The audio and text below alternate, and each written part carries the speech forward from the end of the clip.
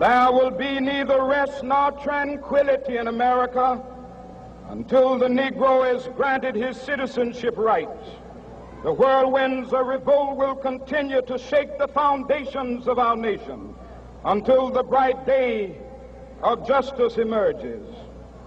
But that is something that I must say to my people who stand on the warm threshold which leads into the palace of justice.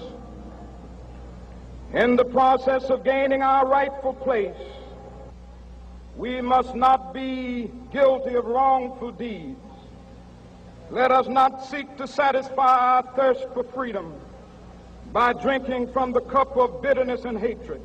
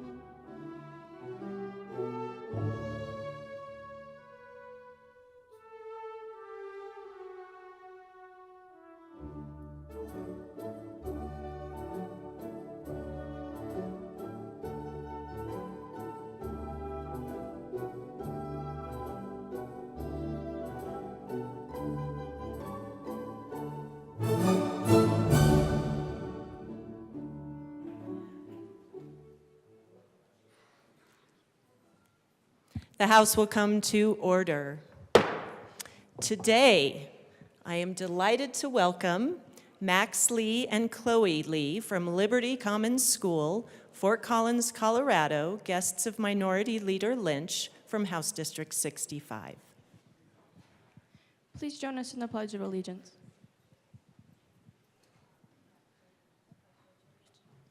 I pledge allegiance to the flag of the United States of America and to the republic for which it stands, one nation, under God, indivisible, with liberty and justice for all.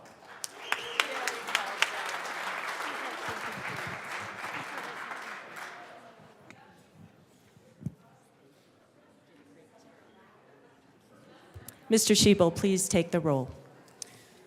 Representatives Amabile,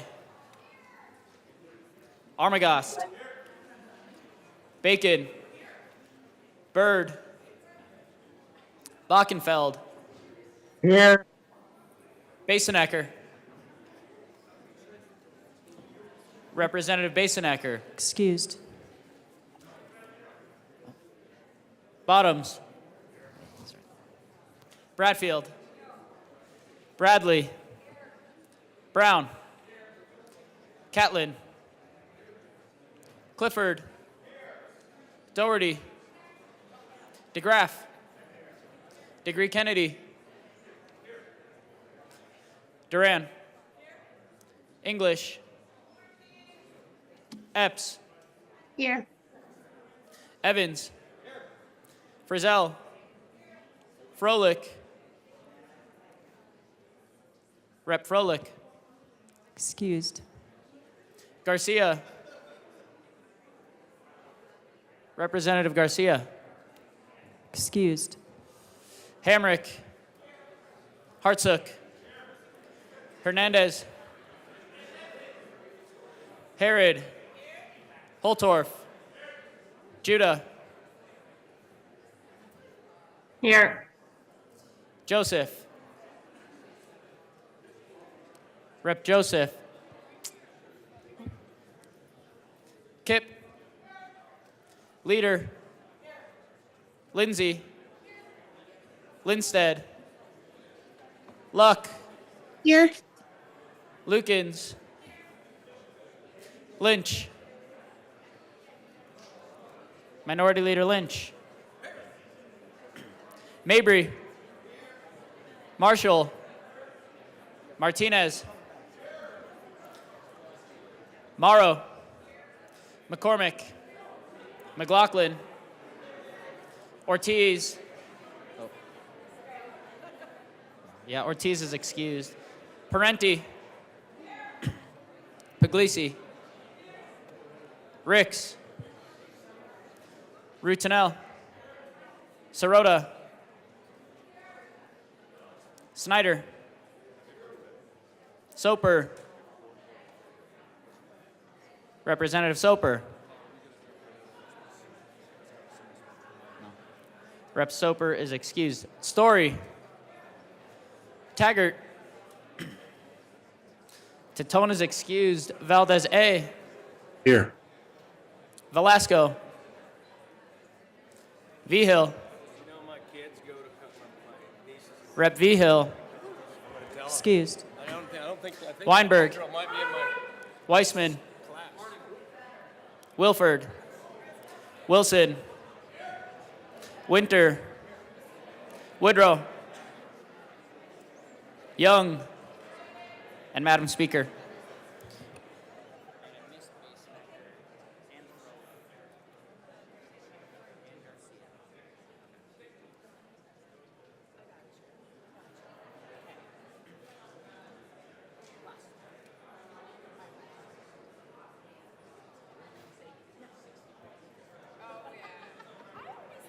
Members, with 60 present for excused, 1 vacancy, we do have a quorum. Representative Leader. Thank you, Madam Speaker. Is it getting quiet? Great. Nope. So we're going to try this again. In the real spirit of unity, I move the Journal of Thursday, January 11th, 2024, be approved as corrected by the Chief Clerk. Members, you've heard the motion that the journal be approved as corrected by the Chief Clerk. All those in favor say aye. All those opposed, no. No. The ayes did it well. The motion is adopted. Thank you. Glad I had the short week.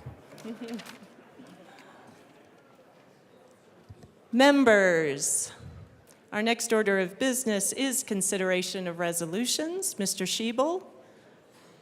And members, please take your seats.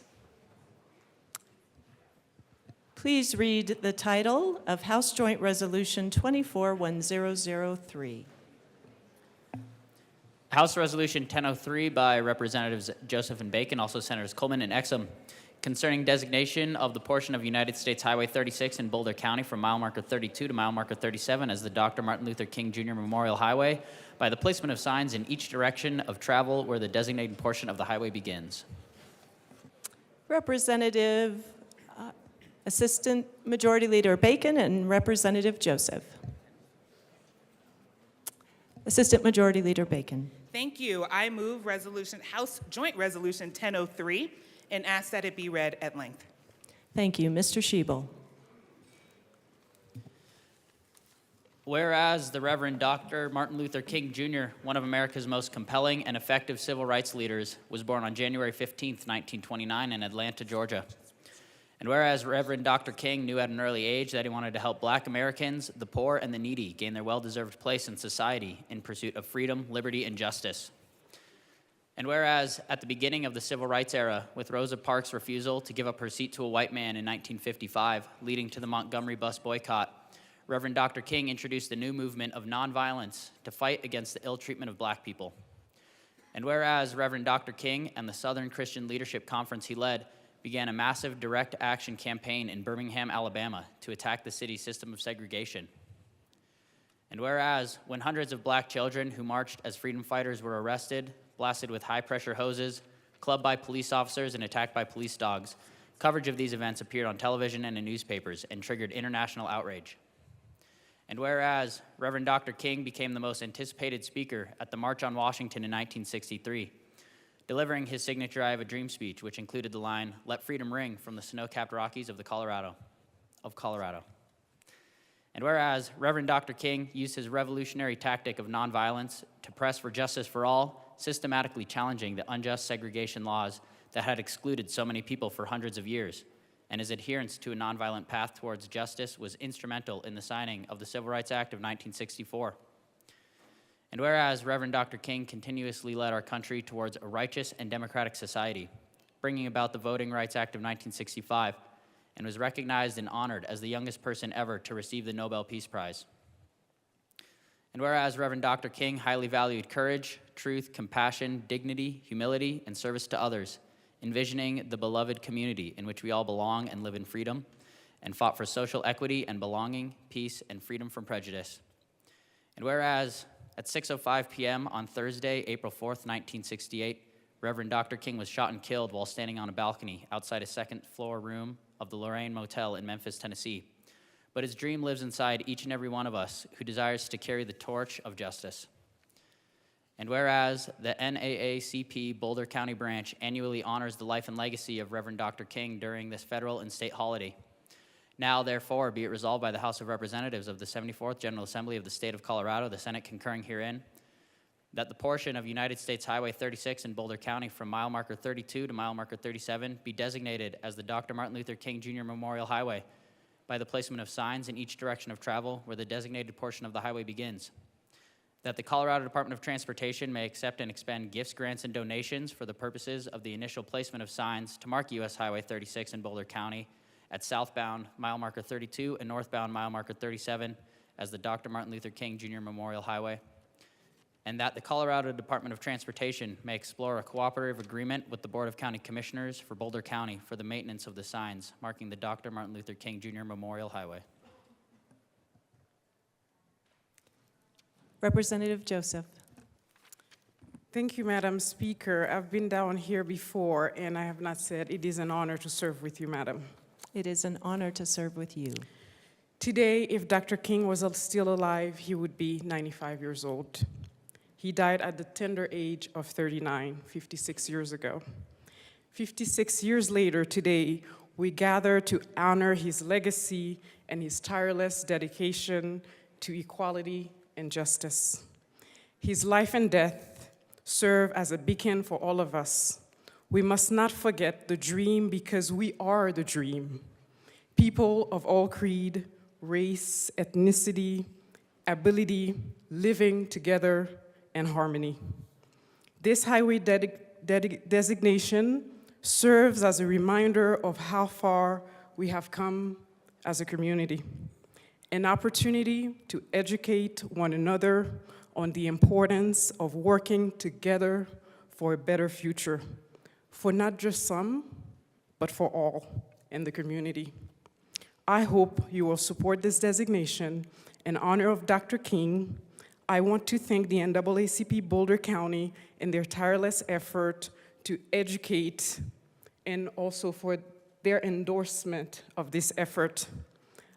Archiving the past is for our children so that they not only never forget the injustices of the past and the path to oppression, but so that they also have good examples of the full range of our humanity and see love in action. Thank you, Madam Speaker, and thank you. Representative Armagost. Thank you, Madam Speaker. I've always and will always admire and respect the life and legacy of the good Reverend Dr. Martin Luther King Jr.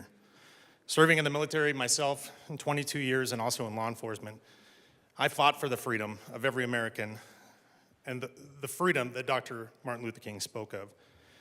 Despite the state of our nation during his life, Dr. King was a patriot that embraced and applied the principles of our nation that united all Americans. Dr. King was a man of making Americanism a way of life that would welcome cultural diversity that still stands true to this day. He constantly voiced his hope that racial groups would ignore their differences and simply acknowledge the principles that unite all Americans.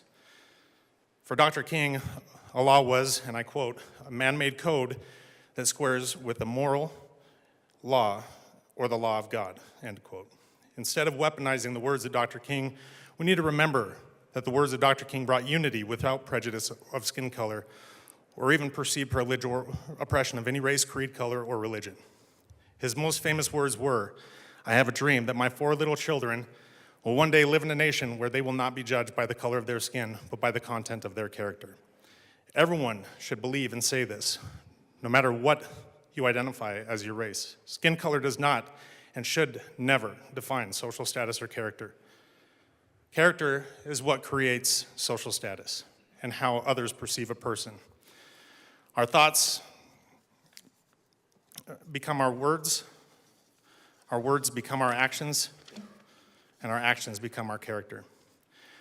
Dr. King used his faith-based ideology to echo the words of our country's founders in his "I Have a Dream" speech by quoting, and I quote, "Let us not wallow in the valley of despair, I say to you today, my friends.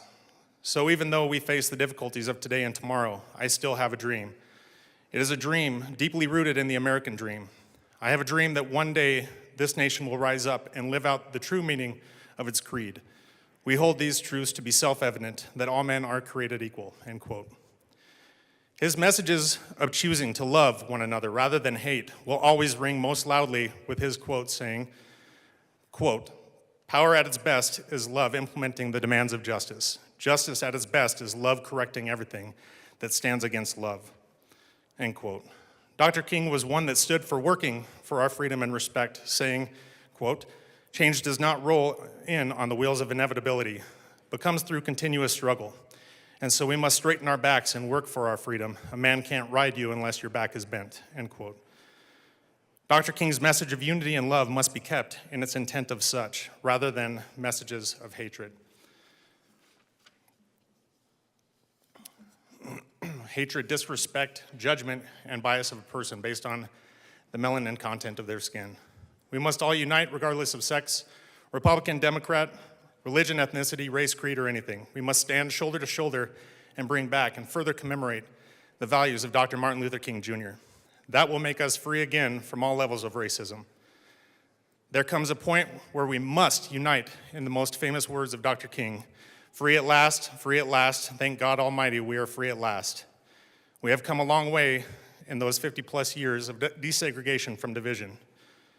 We cannot ruin the legacy of Dr. King, but instead guard his legacy with fighting the divisive words and actions of a few. Like President Lincoln, Dr. King believed that the best way to destroy our enemies is to make them your friend. We must hold up the unifying words and actions of Dr. King by living our lives giving love and kindness toward others without judgment. There will always be evil and hateful people from all walks of life. No matter how loud and obnoxious hateful people can be, we can all drown that out with the ideas and ideals of Dr. Martin Luther King Jr. This tribute shall be another stark reminder, and this highway shall be another stark reminder of the gift that he has given to us all. Let it not be wasted. Thank you. Thank you. Assistant Majority Leader Bacon. Thank you. Thank you to all of our colleagues today for standing, for being involved in this resolution. Thank you to the Boulder community. Thank you all for being here today. Thank you to our colleagues who represent the Boulder region, as well as a demonstration of not only the interest, the community love, but the support for this resolution. I'd also like to note, because you will hear from us again today, so didn't want to take up too much time, but I'd also like to note that as Representative Joseph, who so just bravely and with such fortitude brought this resolution forward, I just want to note that over the years in the passing of Dr. King, that his legacy not only continues in listening to his words as we heard on our opening, but his teachings also continue. And while he had to lay down his life to be able to make the point that is truly the point of this country in letting freedom ring. We know that we have continuous work to do, but we know that it can be done. And so I hope that you know, in all the people who are here today visiting, that they too are part of this legacy. They too are part of putting one foot in front of the other to be sure that we can let freedom ring, to be sure that we are all seen as equals, to be sure that we can aspire to be the best that our country has to offer. And so again, I want to say thank you to you all. Thank you to receiving this resolution. I do hope that you can support and vote for it, but thank you most importantly for your work to continue the legacy of Dr. King. Thank you so much. Thank you. Representative Herod. Thank you, Madam Speaker. And again, I want to thank Representative Joseph for bringing this measure forward. I will be brief because, again, we are speaking to another resolution later. But I did want to acknowledge the folks here from the Boulder Museum. There is an exhibition there around Black history in Colorado. I'm honored to be in it. Thank you so much for that recognition. As someone who went to CU Boulder and whose good friend from college is now representing in Congress, Congressman Joe Neguse, and to see our first Haitian woman serving from that area, it's an honor to see his legacy. And quite frankly, driving from my home in Denver to Boulder on 36 and to have a piece of that highway honoring Dr. King is progress, and it's such an honor to be here with you all. So thank you, and thank you for all you're doing. How long is the exhibition there? You didn't hear that from her. Representative September 2025. Thank you, Madam Speaker, for your grace. Yes, Representative Joseph. Thank you, Madam Speaker, and thank you to all the colleagues who contributed to today and this morning. I just wanted to take an opportunity to acknowledge some of our community members here. We have Jewish Community Relations Council, Jewish Colorado. We also have Mayor Aaron Brockett, and we also have Mayor Pro Tem Dr. Nicole Spear, Boulder City Manager, Executive Committee of the Boulder County NAACP, Boulder City Council Member Taisha Adams, Boulder Legacy Church members, former President of Naropa, Director of Unify, President of also or branch NAACP Boulder County, and various members of our Boulder County community as well. Thank you, thank you. Thank you. Seeing no further discussion, the motion before us is the adoption of House Joint Resolution 24-1003. Mr. Schiebel, please open the machine and members proceed to vote.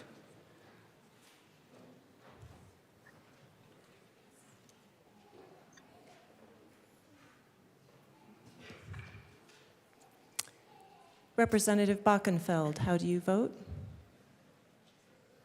Yes. Representative Bockenfeld votes yes. Representative Valdez, how do you vote? Yes. Representative Valdez votes yes. Representative Luck, how do you vote? Yes. Representative Luck votes yes. Representative Judah, how do you vote? Yes. Representative Judah votes yes. Representative Epps, how do you vote? Yes. Representative Epps votes yes.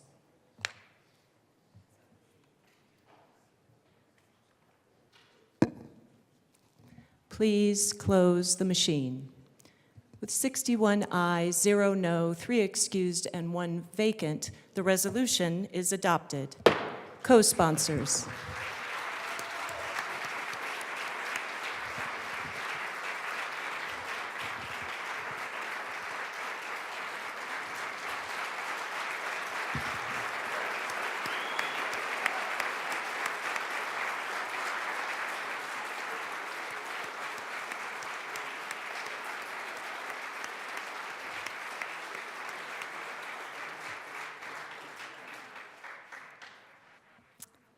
Members, that was lovely.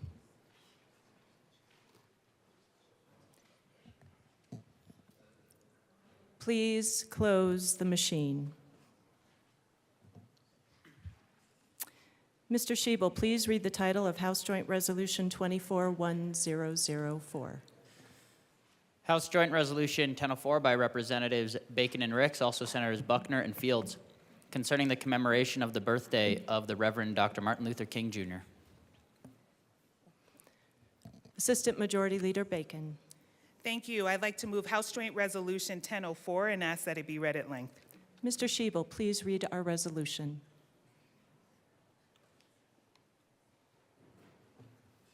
Whereas the Reverend Dr. Martin Luther King, Jr. was born in Atlanta, Georgia on January 15, 1929, graduated from Morehouse College with a Bachelor of Arts degree in 1948, graduated from Crozier Theological Seminary in 1951, and received a PhD from Boston University in 1955. And whereas Reverend Dr. King's faith, resiliency, and commitment to justice became known worldwide through his speeches, writings, and actions. And whereas Reverend Dr. King declared that the moral responsibility to aid the oppressed did not stop at the edge of his street, town, or state when he wrote, "I cannot sit idly by in Atlanta and not be concerned about what happens in Birmingham. Injustice anywhere is a threat to justice everywhere." And whereas Reverend Dr. King, like thousands of other African Americans, withstood attacks on his home and family, among numerous other threats and setbacks, but stood firm in his conviction that although the arc of the moral universe is long, it bends towards justice. And whereas Reverend Dr. King embodied civil disobedience, in confronting hatred and violence, Reverend Dr. King, along with others in the civil rights movement, created constructive tension by being intentionally nonviolent but direct, urgent but strategic in their actions. This tension compelled examination of Jim Crow laws and our country's structures and systems that favored white Americans in access to safety, education, jobs, homes, and voting, without which true civil rights could never be achieved. The urgency required confronting the myths that time will inevitably cure all ills and that progress towards equal rights is inevitable.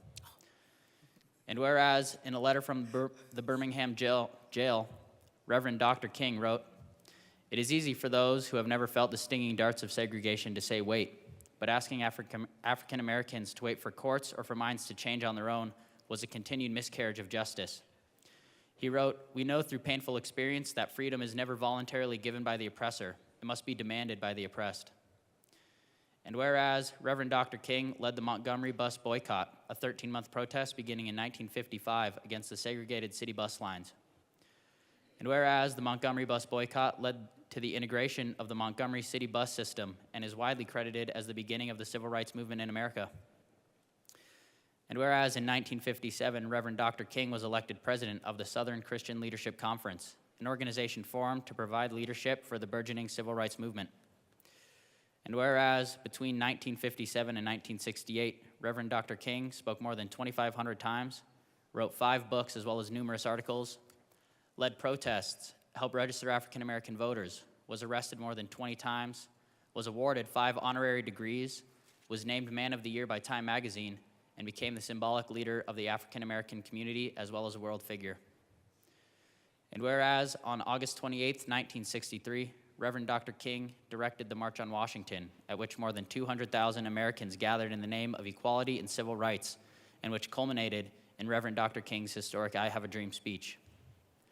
And whereas the leadership of Reverend Dr. King was instrumental in bringing about landmark legislation, such as the Civil Rights Act of 1964, which prohibited segregation in public accommodations and facilities, and banned discrimination based on race, color, or national origin, and the Voting Rights Act of 1965, which eliminated the disenfranchised African American voters, the remaining legal barriers to vote. And whereas in 1964, Reverend Dr. King was awarded the Nobel Peace Prize for his tireless and selfless work in the pursuit of justice for African Americans and other oppressed people in America. And whereas Reverend Dr. King's 13 years of nonviolent leadership ended abruptly and tragically when on April 4th, 1968, he was assassinated while standing on the balcony of the Lorraine Motel in Memphis, Tennessee. And whereas Reverend Dr. King's life and work continue to echo in our lives as we strive to reach the lofty goal he set when he said, "Let us all hope that the dark clouds of racial prejudice will soon pass away and the deep fog of misunderstanding will be lifted from our fear-drenched communities. And in some not too distant tomorrow, the radiant stars of love and brotherhood will shine over our great nation with all their scintillating beauty." And whereas the celebration of Martin Luther King Jr. Day in Colorado was championed for 10 years by Representatives Wellington and Wilma Webb, in the hope that the acknowledgement of the holiday would demonstrate Colorado's commitment to confronting and ending racial injustices. In 1974, Representative Wellington Webb first introduced a resolution to acknowledge the holiday, and in 1975 introduced the bill to do the same. Although these efforts were initially unsuccessful, the work nevertheless continued. In 1985, Representative Wilma Webb championed the cause as the primary bill sponsor. On April 4th of the same year, Colorado Governor Dick Lamb signed the bill into law. And whereas Colorado's enactment of the holiday and the annual parade, emerging of the words March and Parade, predated the federal holiday designation, and the first celebration in Colorado was on January 20th, 1986. And whereas Reverend Dr. King's birthday is a federal holiday in the United States and a state holiday in the state of Colorado, and is celebrated each year on the third Monday in January. And whereas on Monday, January 15th, 2024, we celebrate the 38th anniversary of Reverend Dr. King's holiday. Now, therefore, be it resolved by the House of Representatives of the 74th General Assembly of the State of Colorado, the Senate concurring herein, that we, the members of the Colorado General Assembly, hereby encourage appropriate observances, ceremonies, and activities to commemorate the federal and state legal holiday honoring the Reverend Dr. Martin Luther King, Jr. throughout all cities, towns, counties, school districts, and local governments within Colorado. Representative Ricks. Thank you, Madam Speaker. In this esteemed chamber, I take pride in the dedication of my fellow representatives who passionately advocate for their communities. The remarkable diversity within this assembly, once unimaginable during Martin Luther King Jr.'s civil rights era, stands as a living tribute to his enduring legacy. As the first African immigrant in the legislature's history, I'm profoundly grateful for the contributions of Martin Luther King Jr. ideals, which paved the way for my presence here today. Standing on the shoulders of giants, I aspire to widen the doors for the next generation of leaders. Reflecting on King's wisdom, if you can't fly, then run. If you can't run, then walk. If you can't walk, then crawl.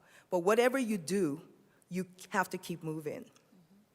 I find resonance in my own journey, marked by the perseverance against obstacles. The ongoing fight for civil rights and equity compels us to move forward, even in the face of formidable barriers. As representatives, it is our duty to utilize our positions to enhance the lives of all Coloradans, regardless of race, gender, or geographic location. But be it rural or urban, we must ensure that the fundamental rights of the liberty and the pursuit of happiness happens. Recalling Martin Luther King Jr.'s impactful visit to Denver, where he faced threats and burning crosses, serves as a powerful reminder of the courage required in the pursuit of justice. Like him, we must fearlessly confront injustice, amplify the voices of the voiceless, and advocate for the most vulnerable and disenfranchised members of Colorado community. Together, let us uphold the principles of equality and justice that defines our great state.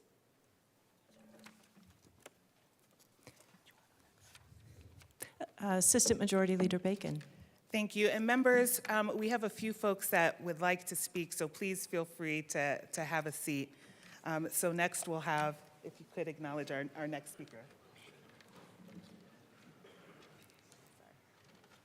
Representative Rootnell. Thank you, Madam Speaker. It is an honor to serve with you on all days, but especially on your birthday. Thank you, Representative. An honor to serve with you. Friends, colleagues, today we honor a man whose dream reshaped the moral contours of our nation, Dr. Martin Luther King, Jr. In the People's House, we understand that our strength lies in our diversity, a diversity that represents the many histories, experiences, races, ethnicities, gender identities, and sexual orientations that enrich our community. Dr. King showed us that from diversity comes understanding, and from understanding comes unity, power, and love. As we celebrate Dr. King's life and legacy, let us remember that his dream is still alive in the hearts of all who fight for justice and equality. He reminded us that injustice anywhere is a threat to justice everywhere. Today in Colorado and across the world, we still face challenges. It's 10 degrees outside, and there are people down the street that are freezing to death. We must keep dreaming. Our nation's seas are rising, our beautiful mountains are burning. We must keep dreaming. In a world with gunshots in Colorado classrooms and with refugee children across the world and at our borders yearning for a day of peace, we must keep dreaming. The dream is yet to be fully realized, but that's why we're here. We've come a long way. I stand before you in the People's House as a young first-generation American Latino from a single mother, a testament to the progress we have made. This would not have been possible without the path Dr. King paved for us. And to continue bending the arc of the moral universe towards justice, we must keep working. We must keep striving. We must keep dreaming. As we honor him today, let us recommit ourselves to his vision. Let us walk forward in unity and love, embracing our differences and working towards a future where everyone can say truly that they are free at last. Thank you.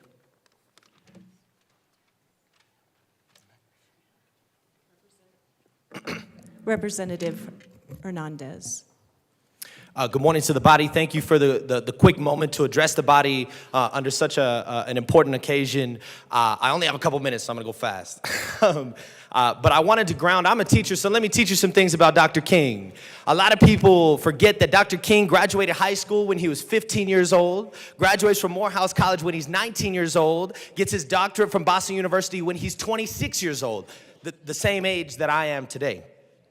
And I ground us in that because young people fighting for social change have been a part of our country's fabric for a long time. It is right after he gets his doctorate in Boston that he goes down to Birmingham in December and begins organizing against an institution that is implementing segregation. Martin Luther King's politics, oftentimes while they are lauded today, are important to ground in what they actually showed up as. Martin Luther King Jr. believed, yes, in the right to vote, but he believed in voting power first to get to the eventual place of economic power for all people. What I am saying and what I think is important to address directly is Martin Luther King Jr. believed in socialism. This is not a radical idea. Martin Luther King's direct quote says that it is not that we don't have socialism in this country. It is that we have socialism for folks who are rich and wealthy, who have fully funded communities and schools. But folks in my neighborhood in the north and west side of Denver, in Aurora and Greeley and Pueblo are still suffering from what Dr. King calls the rugged individualism of the poor. I, like many up here, like many of us here today, stand in solidarity with the philosophies of Dr. King because I here fight for the poor. I fight for the oppressed. I fight for the downtrodden. I fight for the dejected. Our job in here, now that we already have the voting power of people that everybody is guaranteed a vote, is to enact the second part of Martin Luther King's philosophies, which is to create the conditions of economic power, to shed the shackles of an unjust past that has enacted oppression. And that is important to remember, that is often not a popular struggle.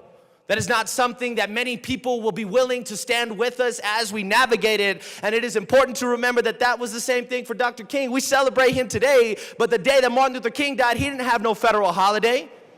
Martin Luther King's approval rating was below 50% on the day that he died. Our struggle for justice might not be popular, but it is just. One of the reasons why Martin Luther King's philosophies were so unpopular is because he called for an immediate and permanent ceasefire in Vietnam. I'm so proud to stand today as a member of the Latino caucus. I'm so proud of my caucus for standing in solidarity with the oppressed and calling for an immediate and permanent ceasefire in Gaza today. Thank you.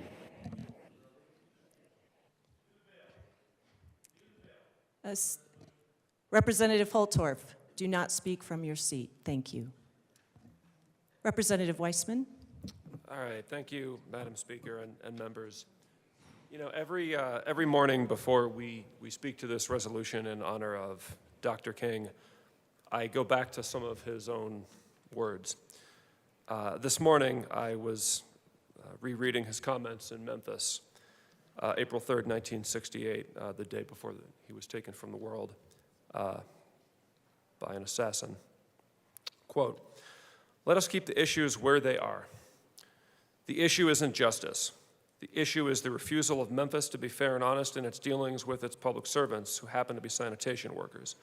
Now, we've got to keep attention on that. That's always the problem with little violence. You know what happened the other day, and the press dealt only with the window breaking. I read the articles. They very seldom got around to mentioning the fact that 1,300 sanitation workers were on strike, that Memphis is not being fair to them." End of quote.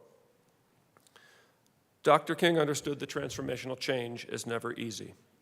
The Civil Rights Act of 1964 and the Voting Rights Act of 1965 were not advanced through Congress casually or without opposition.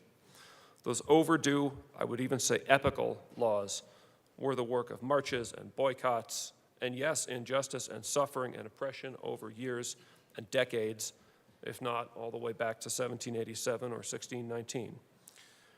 It is unfortunately deeply within our human nature to want to inflict suffering on those who make us suffer. But it's also deeply within human nature to rise above that impulse, lest we let it deform ourselves. Which of those two impulses individuals and entire societies follow, and which impulses leaders invite individuals and societies to follow, I think can determine how entire ages are written down in history. Dr. King understood that. Dr. King called this country and the world to rise above the retributive impulse, not because the injustices were not deeply felt or deeply wrong when they happened, but because meeting violence with violence and retribution with retribution was not and is not now the path to justice.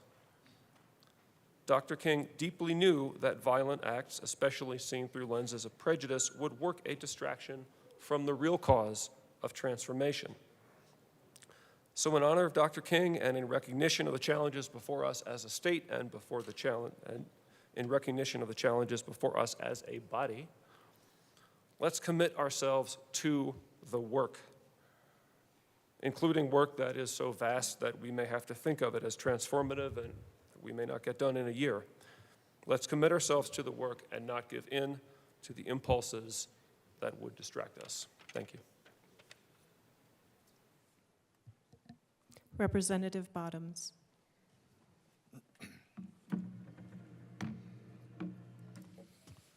Thank you, Madam Speaker.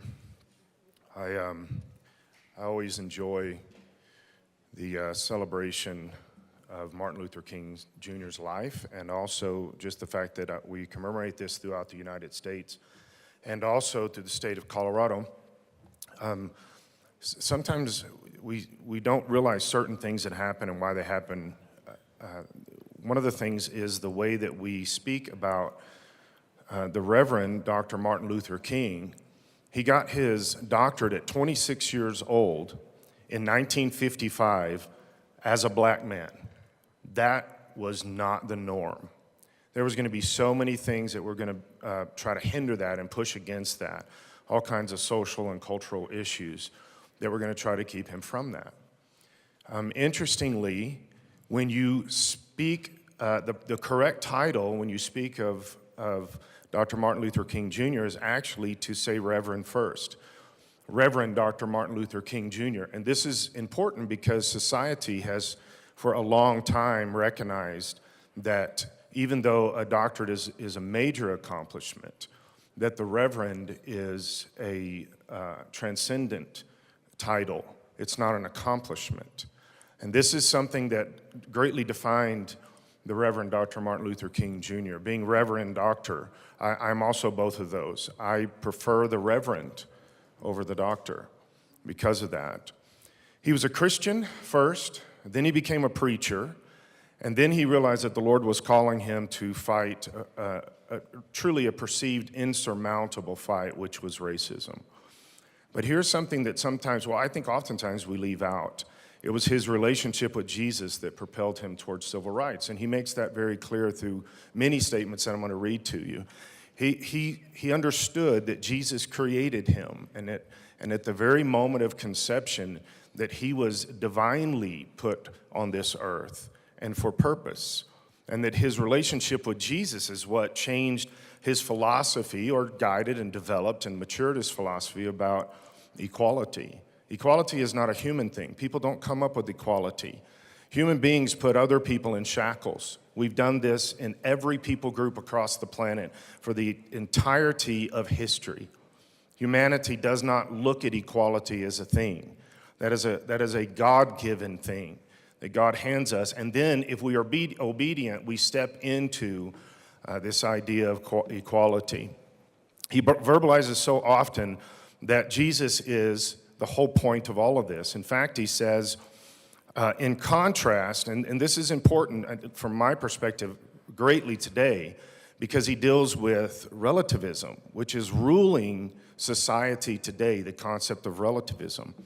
He says, in contrast to ethical relativism, Christianity sets forth a system of absolute moral values. Dr. Martin Luther King was recognizing this came from God. Moral values come from God. And affirms that God has placed within the very structure of this universe certain moral principles, and he explains this, that are fixed and immutable. Regardless of how people perceive this, Dr. Martin Luther King believed that you could not change these immutable moral laws. He says, by opening our lives to God in Christ, we become new creatures. This experience, which Jesus spoke as of a new birth, this is his quote, is essential if we are to be transformed nonconformist. I strongly enjoy the concept of transformed nonconformist. I've always been one of those. Only through an inner spiritual transformation do we gain the strength to fight vigorously the evils of the world in a humble and living spirit, in a loving spirit. And he says that this transformed nonconformist is against the rules of the day, the social norms of the day. And we are having to fight the social norms of today also. He says, and this is why, in case some people are wondering, I'm glad that we are celebrating this, and I'm glad that we have the opportunity to bring a resolution. But there are major statements in the resolution that I strongly disagree with, because in the quotes that I'm reading and will continue reading, they are the exact opposite of what Dr. Martin Luther King said himself. Not what I'm saying, but what he said.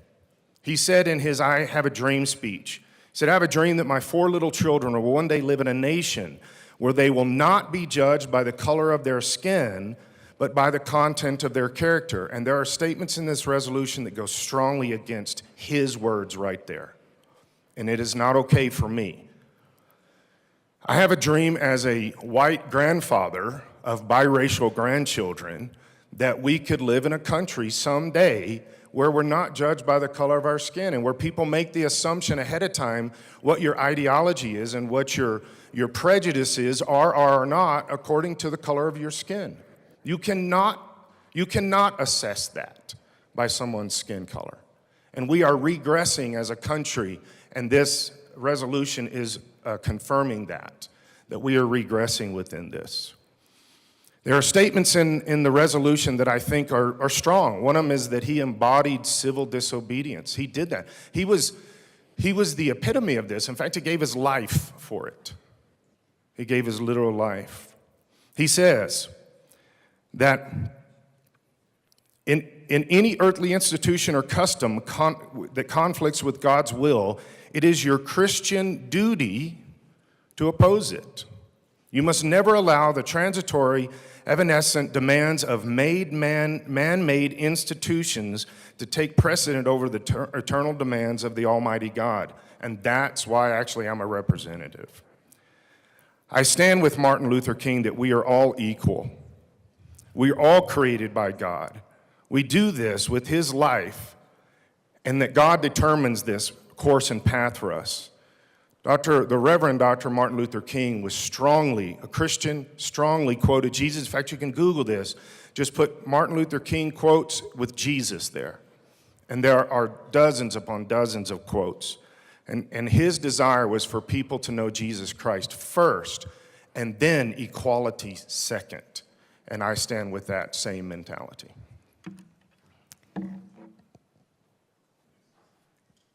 Speaker Pro Tem Degree Kennedy. Thank you, Madam Speaker, and thank you so much to the sponsors of this resolution and the other members of the Black Caucus for inviting me to speak today. This is only the second time in my 8 years that I've spoken on this resolution, and my heart races every time because my own journey to understanding racism in this world has been a difficult one because I come from a predominantly white community with a predominantly white experience and white people in my lives. And what I thought I understood about Dr. King's legacy has changed dramatically over the time that I've been here. What I wanted to speak about today was inspired by something I heard at a health conference this year, and I think it speaks to the way racism sometimes manifests itself in our society, regardless of the intention. I think that there are a lot of cases where the intentions are not harmful. There are good intentions, but there are things that people don't necessarily see about their own implicit biases, and I'm going to speak about a little bit of that and how I've seen it in myself a little bit later on. But in my work in healthcare policy, for the longest time, I thought that health disparities, when you learned about racial disparities in health, had everything to do with the economics, that it was lower income that had the driving effect. And yet, there have been studies in recent years, I know many of you have read of these, people on the health committee have heard testimony about these, about black maternal mortality, and recognizing that that had nothing to do with income, and it had everything to do with doctors who, their intentions were not necessarily bad, but they did not understand or believe what they were hearing from their patient, and that caused great harm. There's a book, this is what I heard at the conference here, by an author named Linda Villarosa. The book was called Under the Skin, The Hidden Toll of Racism on American Lives. And here's what she said. In recent years, I've come to understand that much of what I believed about health disparities and inequality in the United States was wrong. The something that is making Black Americans sicker is not race per se, or the lack of money, education, information, and access to health services that can be tied to being Black in America. It is also not genes or something inherently wrong or inferior about the Black body. The something is racism. And that really struck me. And there was a story about a particular person, Dr. Susan Moore. Many of you probably know this story. She was an African-American physician who documented her own experience with racist treatment in an Indiana hospital shortly before her own death of COVID-19 in 2020.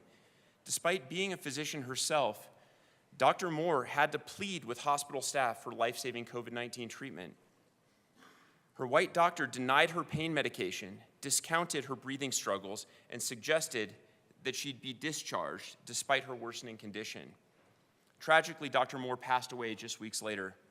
As her son shared, she was no stranger to advocating for herself in hospitals. She had this is a word I didn't practice saying, sarcoidosis, an inflammatory disease that attacks the lungs, and was frequently treated at hospitals, continually forced to fight for baseline proper care as a Black woman. Her case underscores the racial inequities plaguing America's health system, where countless studies show Black patients receive inferior treatment to white patients, particularly for pain management. Now, a quote from Dr. King that I've heard quoted less often is this: "Of all the forms of inequality, injustice in health is the most shocking and most inhuman because it often results in physical death. I see no alternative to direct action and creative nonviolence to raise the conscience of the nation." So in my work in health policy, these stories, these quotes resonate with me quite often. I think I want to just make one more reflection before I pass on the microphone to another member. You know, of all the lessons I've learned in my time in the legislature, I think the one that has been most profound is that overcoming racism is a journey, not a destination. And I think what has been most difficult for my personal journey is acknowledging and accepting the racism that is in me. I've never thought of myself as a racist. I've always thought of myself as a compassionate person who deeply believes in justice and equity. And I've been defensive at times when I've been challenged on this by people who now I call my good friends. That's hard because you want to think that your intention is enough. And intention is a great start. But I think until you can dig deeper and see the ways that we all come up in our communities where we have blind spots, every single one of us has blind spots. And the work to overcome these things, the work to pursue greater justice in our community must begin with stopping denying the existence of these problems. And so I am proud of the journey that I've been on, but I'm not done. There is still racism in me, and I have to work on it, as do we all. And I'm proud that I can say that because it's taken a lot of work to get to this point, and I'm going to keep working on it every day of my life. Thank you all very much for your time this morning. Representative English.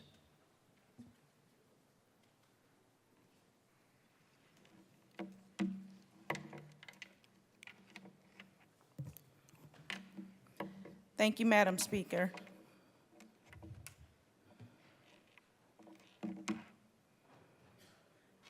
Colleagues, today we come together to honor a day that is not just a date on the calendar.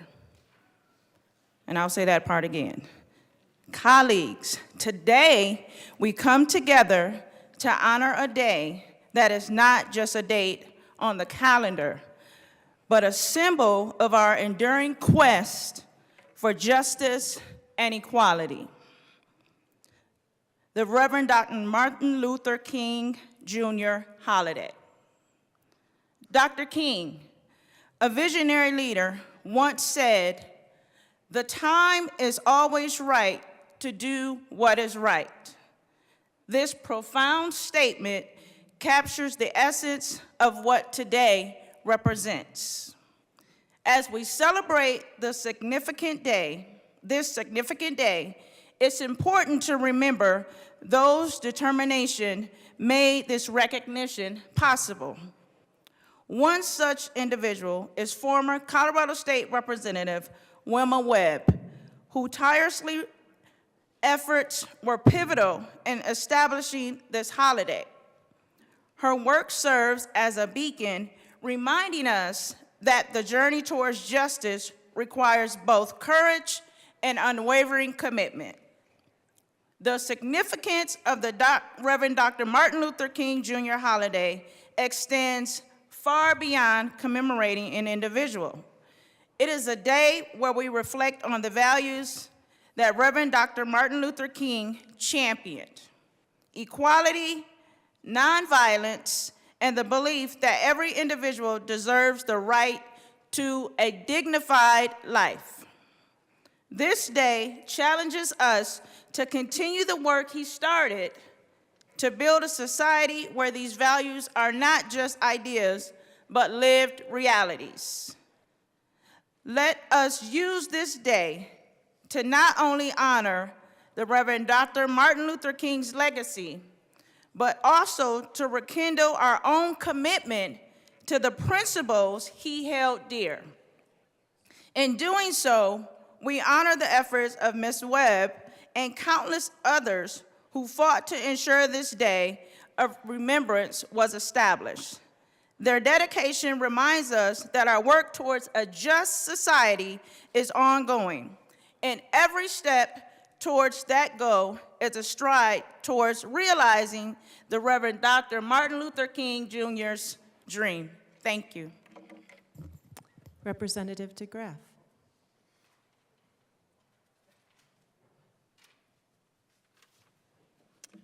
Thank you, Madam Speaker. There's a lot to say. There's a lot that probably just needs to be left unsaid. As a teacher as well, I'll educate you a little bit as well. Scientifically, there is no basis for the current understanding of race.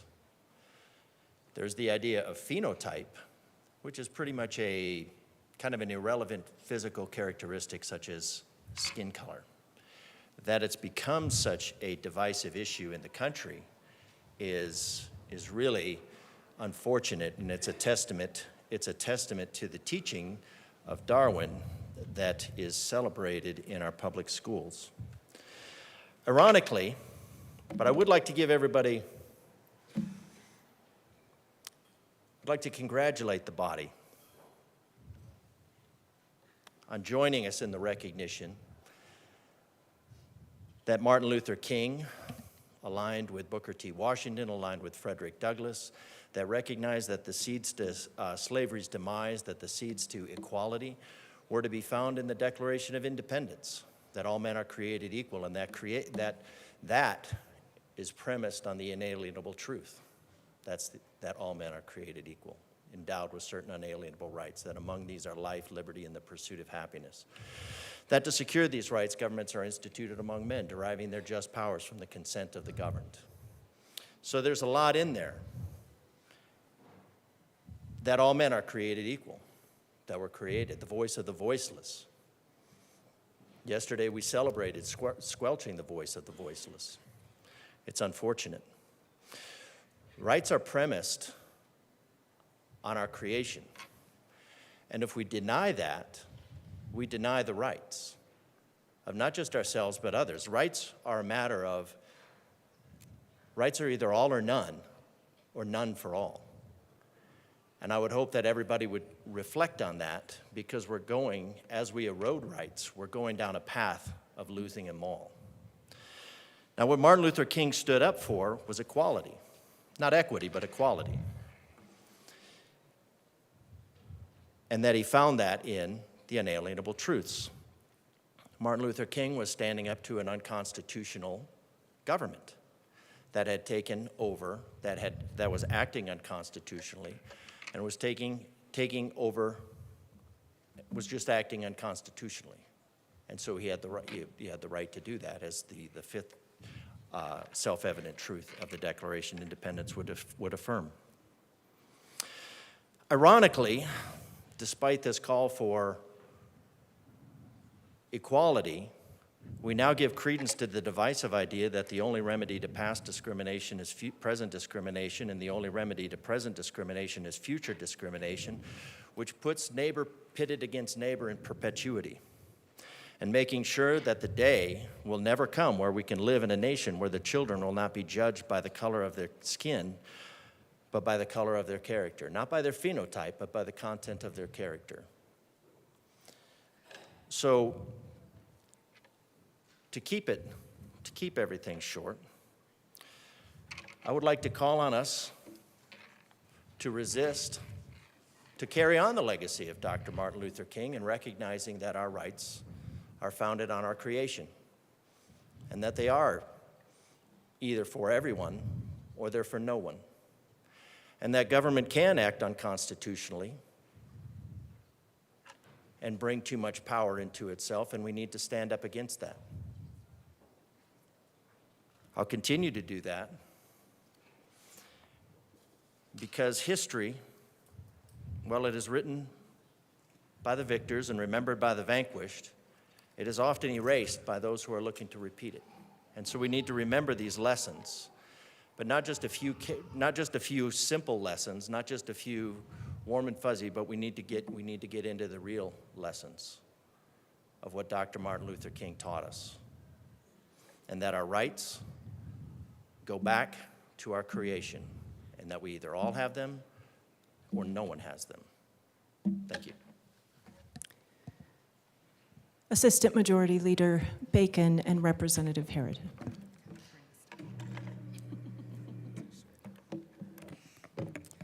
Members, thank you again for your attention today. For many of us that may be new, I just want to share a little bit as to why we bring this resolution and the history of it. As the language shared, there was a decades-long fight to recognize not only the work and life of Dr. King, but to recognize that his death was a real symbol of the best and worst of our country in pursuit of freedom, and that we should recognize that formally as states. Last year, we had the founders of the holiday with us, with the Honorables Webbs, that we call them, with first Wellington Webb and then Wilma Webb, and you heard in the resolution that it was a decade-long fight of bringing the bill forward that we celebrate Dr. King. The parade that we embark on here on Monday, which in our community we say is a day on and not a day off, and it's really hard in snow-capped mountains, for people to remember that. But we march, and here in Colorado, we have an early legacy of recognizing Dr. King. And so we bring this resolution every year, and particularly in the first weeks of session, to remind ourselves that, the death of Dr. King and the prolific martyrdom that he was fully aware of that he may become. We bring it to remind ourselves of the best and worst of what our country has to offer, but more importantly, to set ourselves up for success, to do our best. Because that it cost a man his life. The first time I got to speak on this resolution, I was the same age he was when he died. And as much as I'd love to tell you my age, I am 40. And so to know that someone was completely aware that it would take his life to bring forward the voices of the poor, to bring forward the voices of those who are disenfranchised, to bring forward the voices of those who, even through the utmost discrimination, believed this country was theirs too, is the reason why we bring this forward, because we know our potential. There's been a lot of opinion, a lot of talk in the 50-plus years since his death. But I do want to remind us of the things that we do know are true in regards to what he said.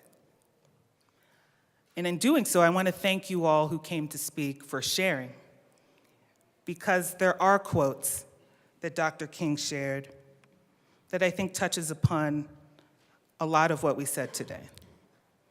So first, I want to remind us, if you have not had the opportunity to listen to the mountaintop speech, that was the speech Dr. King gave the night before he died in Memphis. And a few things that actually happened there, and there are a few sections. I heard my colleague from Jefferson County also mention that, but one of the most striking points of that speech was when he said, "We want America to commit to what it said on paper,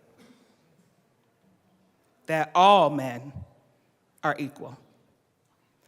And I would be surprised, there was an injunction levied against them for marching. He said, I wouldn't be surprised if we were in China or Russia, but we are in America. I am surprised that they are keeping me from my freedom of speech, my freedom of assembly, my freedom of press. We have the right to protest.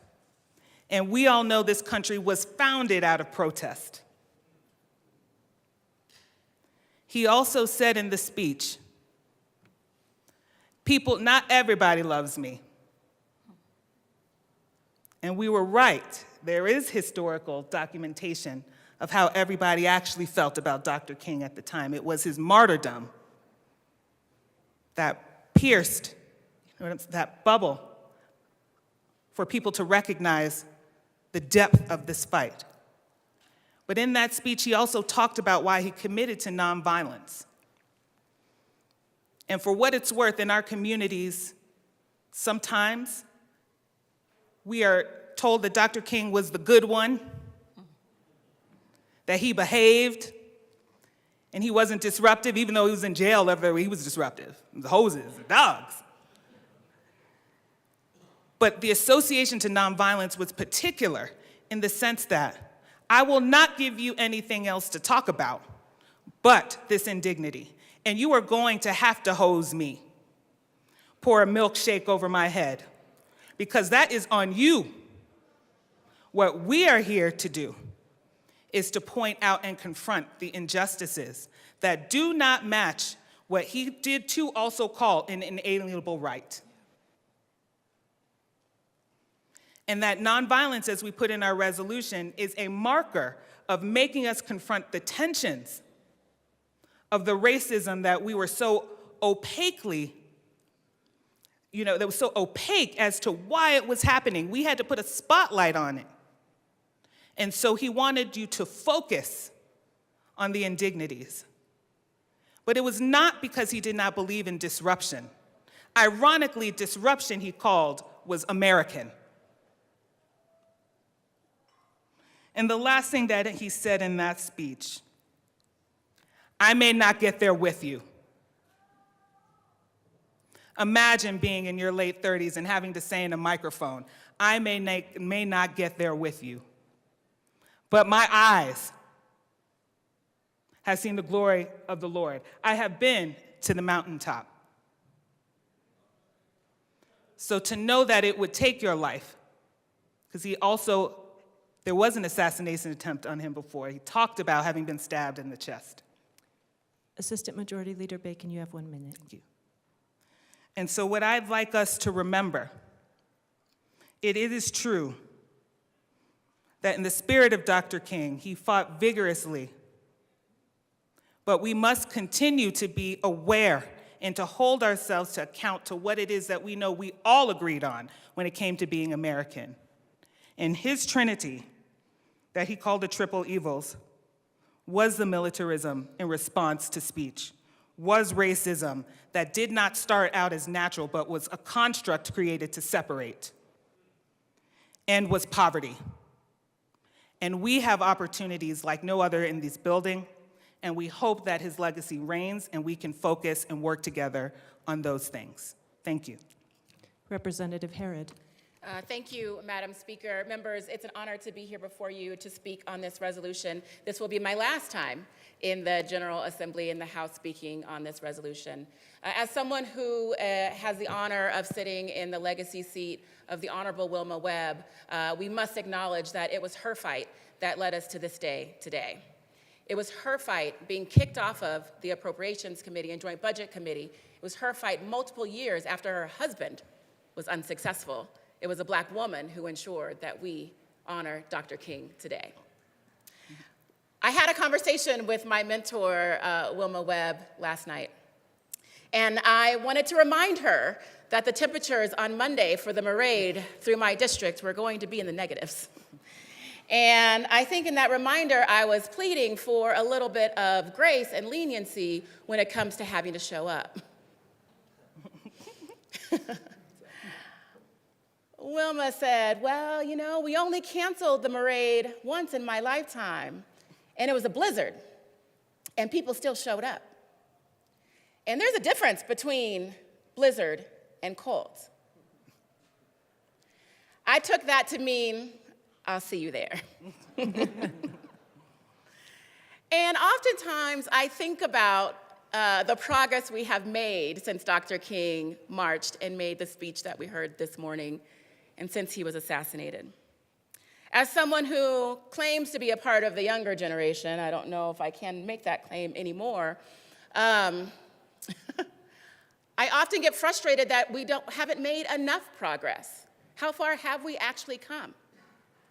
But then I think of the words of Wilma Webb, who continues to fight and march for equality every single day. And I think about the fact that not only was she elected, but I was elected, and so many other in the Black Caucus were elected to serve in these seats, particularly because of the work of Dr. King.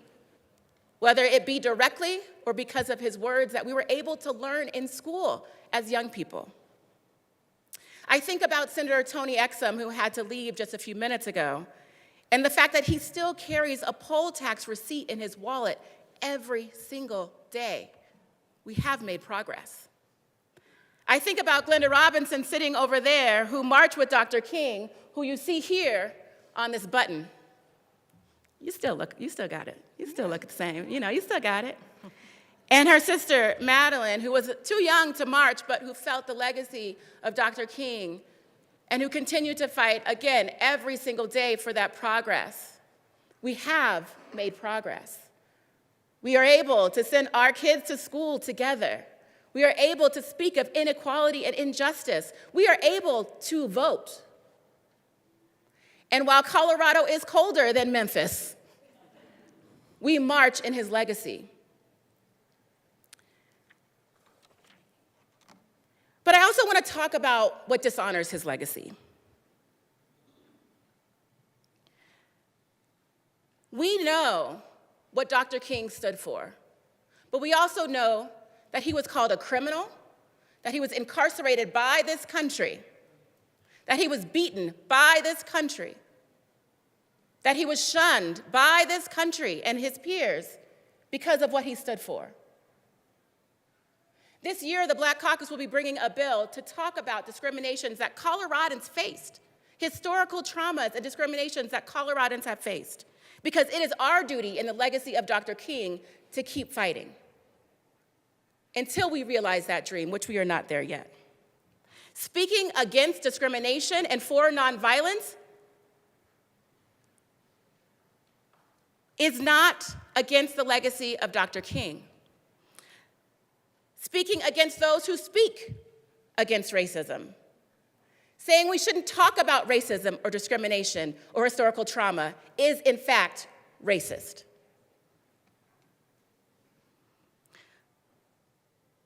Pretending like racism does not exist dishonors his legacy. Not wanting to say the words black in committee dishonors the legacy of Dr. King and so many who fought with him. Not wanting to acknowledge the fact that racial discrimination still exists in health, in maternal and infant mortality rates, in the criminal justice system, in economic development, in education. Not wanting to acknowledge those very truths is racist. Not fighting to change them dishonors his legacy. I know that this body stands with Dr. King's legacy in saying we will fight until injustice is no more.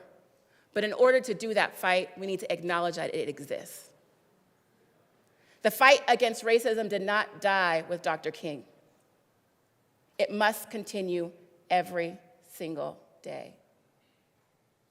I ask my colleagues on both sides of the aisle, as we have very difficult conversations in this body, to think of the words of Dr. King, not just the ones that are pretty, but the ones that urge us and challenge us to do more for all of us. Thank you. Seeing no further discussion, the motion before us is the adoption of House Joint Resolution 24-1004. Mr. Schiebel, please open the machine and members proceed to vote.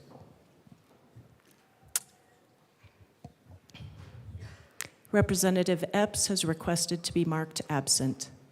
Representative Bockenfeld, how do you vote? Yes. Representative Bockenfeld votes yes. Representative Valdez, how do you vote? Yes. Representative Valdez votes yes. Representative Luck, how do you vote? Yes. Representative Luck votes yes. Representative Judah, how do you vote? Yes. Representative Judah votes yes. Representative Ortiz, how do you vote? Yes. Representative Ortiz votes yes.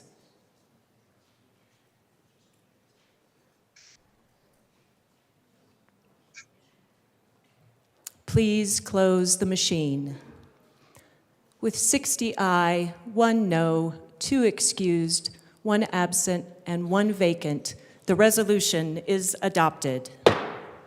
Co-sponsors. Representative Valdez co-sponsors. Representative Judah co-sponsors. Representative Ortiz co-sponsors. Representative Bockenfeld co-sponsors.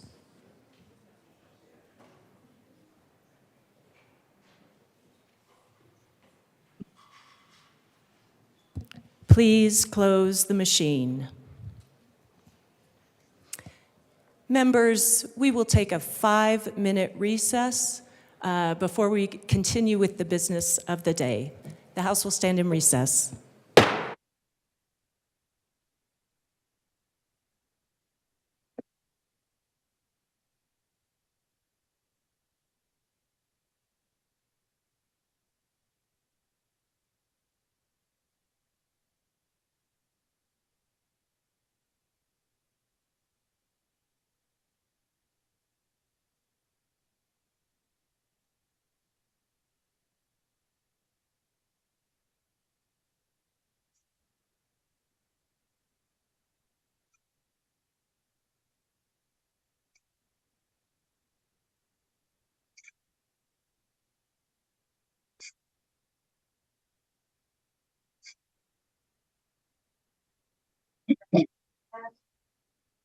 Short recess. Hey, Rod, you're unmuted.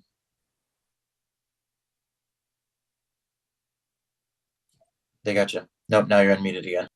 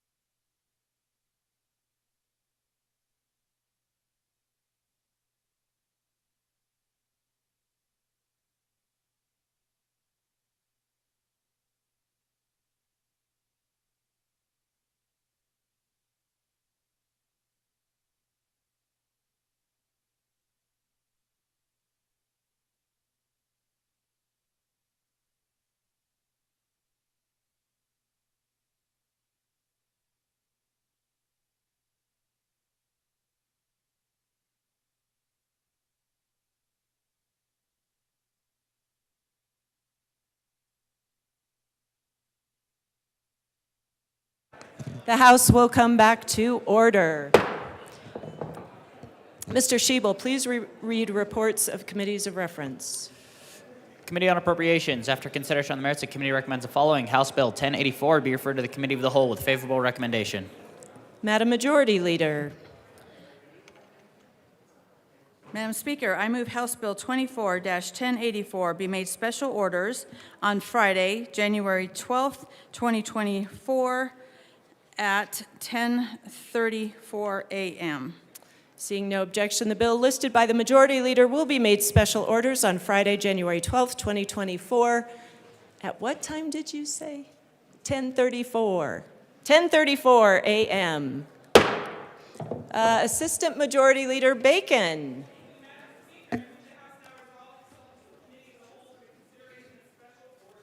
Members, you have heard the motion. All those in favor say aye. All opposed, no. The motion passes. Assistant Majority Leader Bacon will take the chair.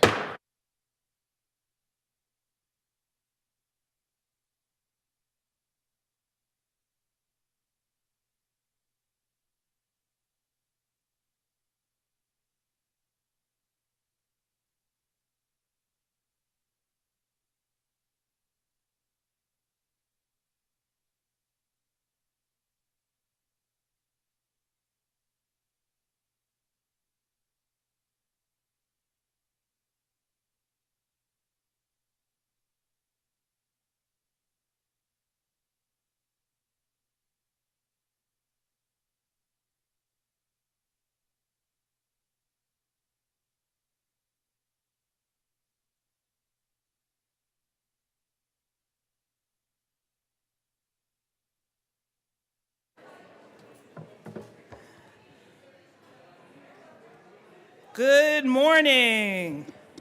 The committee will come to order. With your unanimous consent, the bills will be read by title unless there is a request for a reading of bill at length. Committee reports are printed and in your bill folders. Floor amendments will be shown on the screen and on your iPads. Bills will be laid over upon motion of the Majority Leader.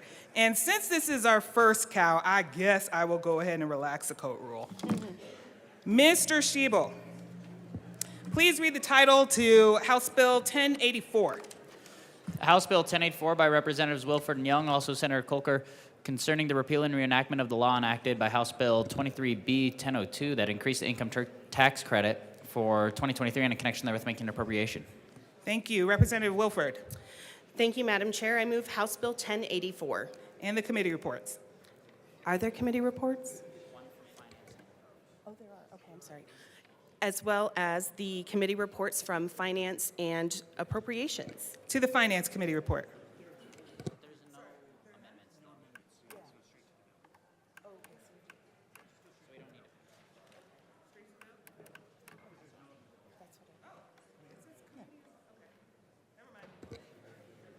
Okay, we'll do that one more time. Rep. Wilford, can you move the bill, please? Yes, Madam Chair. I move House Bill 1084. Thank you. To the bill. Representative Wilford. Thank you, Madam Chair. Members, if you read this bill and felt like you were experiencing deja vu, you were not alone in that feeling, as this bill is a repeal and reenactment of House Bill 23B 1002, a bill that Representative Young and I sponsored during the special session to double the Colorado Earned Income Tax Credit for 2023. We are here today because on December 28, 2023, a member of the House filed a lawsuit alleging that their constitutional right to request a bill to be read at length was violated and requested that the bill be declared null and void. As of today, according to the Register of Actions, which I have right here, there has been no action taken on the lawsuit or motions for a temporary restraining order or preliminary injunction. We are not here today to litigate the lawsuit that was filed. We are not here today to make a determination as to if a member's rights were violated. We brought this bill forward because the lawsuit introduced uncertainty into the process, and our state and our taxpayers deserve certainty.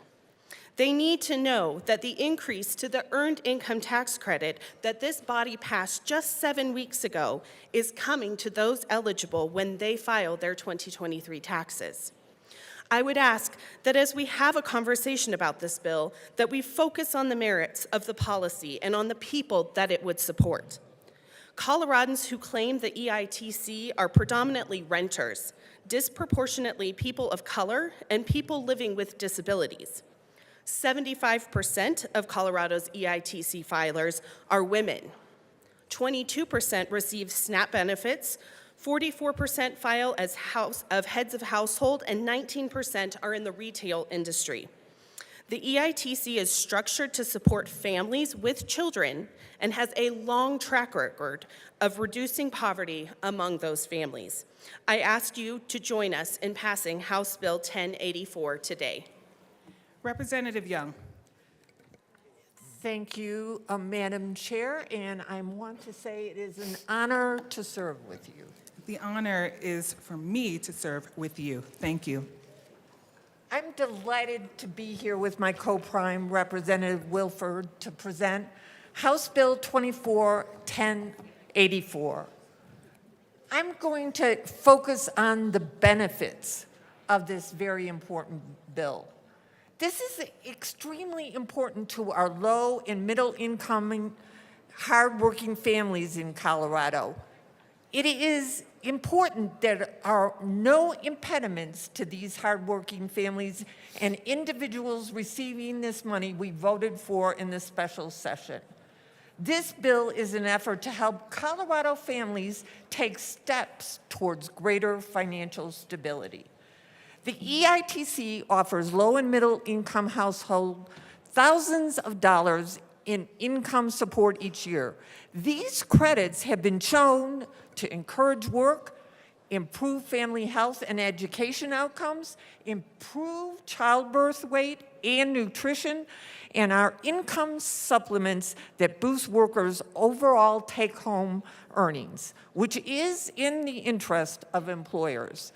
The federal credits are also a large infusion of federal dollars into the state, most of which get spent in local communities and have significant economic impacts. Let's talk about children. These tax credits can help improve outcomes for families by improving child nutrition, health, and school performance. A study of the initial impacts of these payments showed it strongly reduced food insufficiency. The initial payments in 2021 led to a 25% decline in food insufficiency among low-income households with children.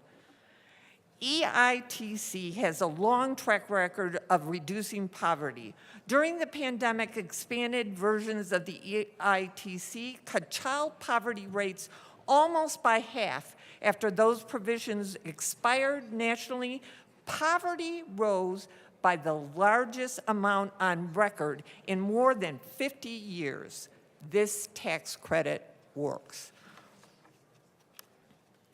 Research indicates that income from tax credits benefits individuals at virtually every stage of life.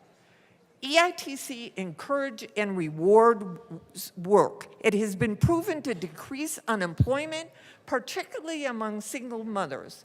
The credit amount increases as income increases to a point in order to encourage work.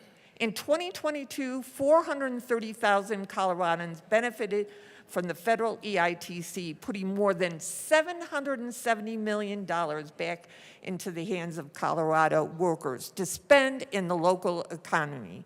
For every dollar spent by a family that receives the EITC, it creates an economic impact of $1.50 to $2.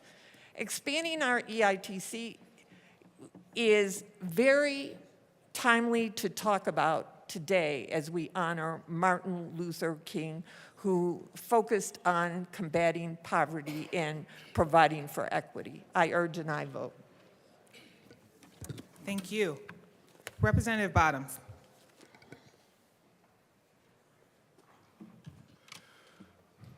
Thank you, Madam Chair. I always appreciate right before I get up to speak to a bill when I'm told what I can and cannot say. It's always entertaining, and it gives me more information to say. So with that, it says here on December 28th, as was read by the representative, 2023, a member of the House of Representatives filed a lawsuit. That would be me. So I'm sure I'm going to be given a little bit of latitude since I don't remember the last time in recent history when a representative was actually mentioned in the actual bill. And so we're not here to re-debate the last bill. We did that back in November of last year. I stated very strongly I disagreed with the bill then. Everybody said all the stuff, and I mean, there may be some new information that people come up with. I may say a couple of things here at the end of this. But I do want to make mention of the fact that the reason that we're here is because the constitutionality of how the bill was passed. This is not just my idea and my opinion, and by the way, it's also not just the opinion of my lawyers. Legal here in this building came and apologized to me because my constitutional right was taken away by not reading the bill. And so this is why we're revisiting this, because we made a major mistake. It was at my expense, but really I think it was at the expense of about 100,000 people that put me in this office. We made a mistake and we're trying to fix it. I do understand the concept behind it. In fact, I will say this is what is called very good politics by the Democrats here to do an in-run around and try to get around the actual issue. Representative Bottoms, I do want to acknowledge what you mentioned by way in the bill description. The bill here too, though, is to be debated, and that is what the purpose of the legislature is. And so the bill is to repeal and reenact the law. So if you could talk a little bit more and debate the bill. Thank you, Madam Chair. Let me read again from the actual language in the bill.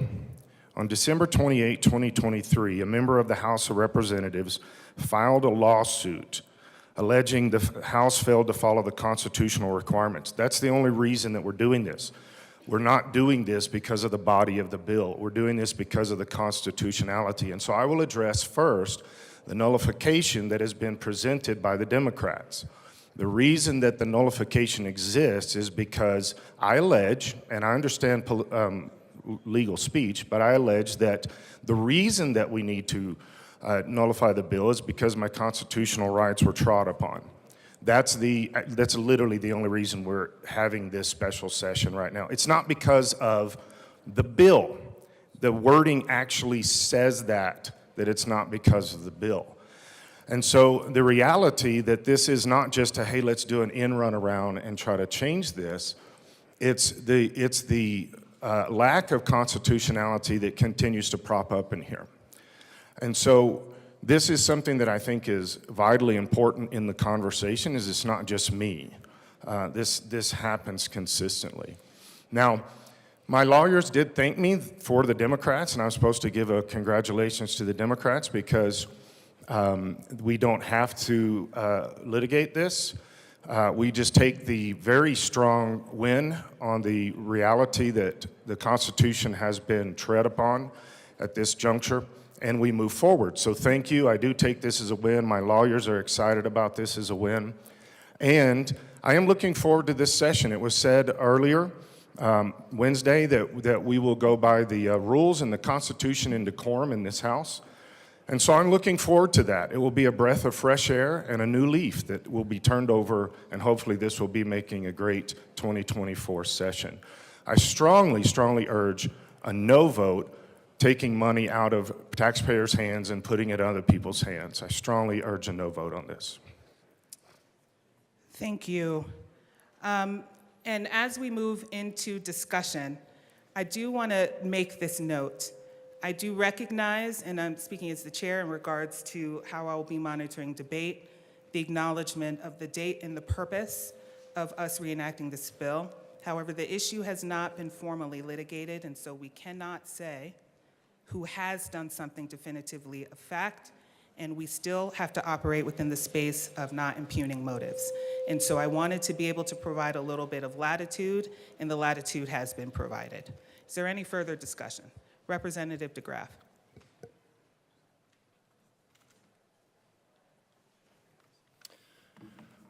Oh, thank you, Madam Speaker. It's an interesting day, a privilege to be here with you. All right, during the first extraordinary increased taxing and spending session of the 74th General Assembly, the increase of government oppression, we're saying we're not litigating this, but here in the bill, it has a verdict. The House must be therefore declared null and void.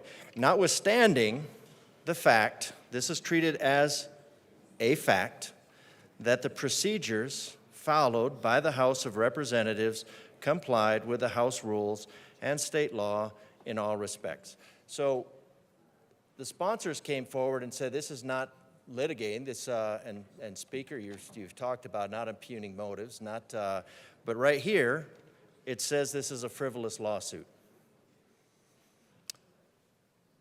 But strangely, that it's a frivolous lawsuit and it's not allowed to go forward, and that there was apologies made. This is a very short period to say that nothing has been done on this. There's lots that's going on this. This is the bill sponsors using legislation to impugn motive. Representative to assign DeGraff. a verdict. Yes, ma'am. I do believe some of the points that you're trying to make. Again, I would like to provide the latitude to that, for that. I am reading closely as well Section 1 of this proposed bill in regards to what declarations of fact have been made or not. I think the point I was making is that the arbiter of declarations of fact are courts of law, not necessarily the legislature here in this moment. And I would also ask that in your debate of this, that we try our best not to assign motives to our colleagues, as none of that has been put on any formal record in regards to what it is that we intended. So I'm going to ask that if you could try to stay within the space of not telling us what our motives are, because that, by definition, is impugning them if we have not articulated them ourselves. Okay. Well, thank you, Madam Speaker. I do not know, I will admit right out the bat, I don't know what the motives are, but lines 1 through 3 on page 3, notwithstanding the fact that what? That the procedures followed by the House of Representatives complied with the House rules and state law in all respect, which would go on to negate Part B, which a member of the House of Representatives filed a lawsuit alleging that the House of Representatives failed to follow the constitutional requirements set forth in Section 22 of Article 5 of the state constitution, that a bill be read at length unless such reading is waived by the unanimous consent of all members of the House of Representatives present when the enacting House Bill 23 Bravo 1002 of the extraordinary session, and that the House Bill 23B-102 of the extraordinary session must be therefore declared null and void. And then to go on and say, notwithstanding the fact, this is a judgment, this is a judgment inside of the bill that the procedures followed by the House of Representatives complied with the rules and state law in all respects. So ironically, it seems like this would actually put this back in play for a lawsuit because it is making that declaration.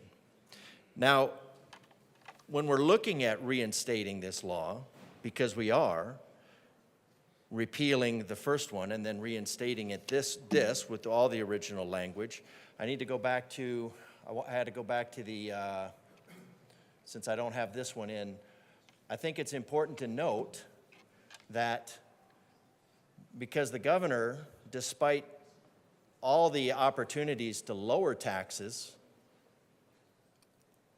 we failed to do so. Yet in this tax bill, I think it's important for Americans to, or for Coloradans, regardless of geographic location, that this goes to, I'm reading from the bill that was passed, for the 2023 income tax year, the bill increases the earned income tax credit that a resident individual, not a citizen of Colorado, but a resident individual, so really anybody that's here, including a resident individual who does not have a Social Security number valid for employment, may claim the resident individual's state income tax return from 25% to 75% of the federal claimed credit on individuals' federal income tax returned or the federal credit that the resident individual may have been allowed. So again, what we're doing is we actually have an opportunity to readdress a gross injustice to Coloradans, because this bill, the one that is being reenacted, so it's not even a matter of, wow, is this just an incidental bit of language? This has been reintroduced. This was declined really in Prop HH. The taxpayers spoke very clearly that they did not want Prop HH. We had an extraordinary session to reimpose HH. And now we have the earned income tax credit. And who earned this income tax credit? I would like to ask the majority, who earned this income tax credit? We've got lots of who's going to administer it, who's going to, because again, Colorado, your tax refund, the taxes that were taken, that were extracted from you in excess of what the government is allowed should be returned to you. Yet the sponsors of this bill are coming back to the well to ask that this money specifically go to those who did not earn that money under normal modes of employment.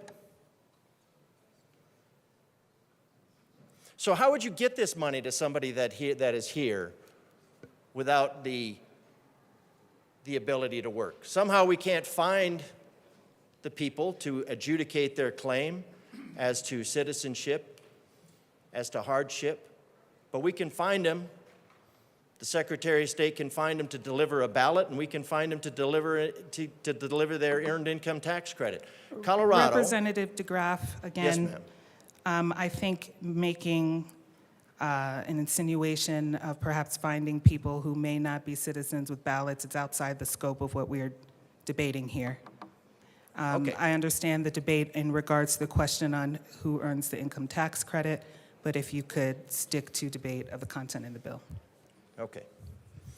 The ballot thing is just a fact. It was just to emphasize the fact that we know we have addresses, yet instead of addressing a crisis of citizenship, a crisis of what we're looking at doing is taking the money that was extracted from Coloradans who earn a living that is increasingly difficult to do in this state, and returning the money, the money that was extracted from them in excess, and returning it to people that do not have the right to work in this state. I mean, that doesn't mean, that's not impugning the people who don't have a right to work in this state, but this is an earned income tax credit. How can you give a tax credit for something earned when somebody can't earn it?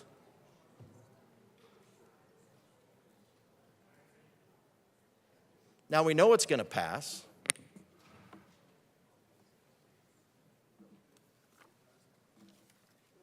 Because the money extracted from Coloradans is being used ideologically, and Colorado needs to understand that. This money is specifically by this bill being sent to those. That is the purpose of this bill. The purpose of this bill is to send money to people who do not have,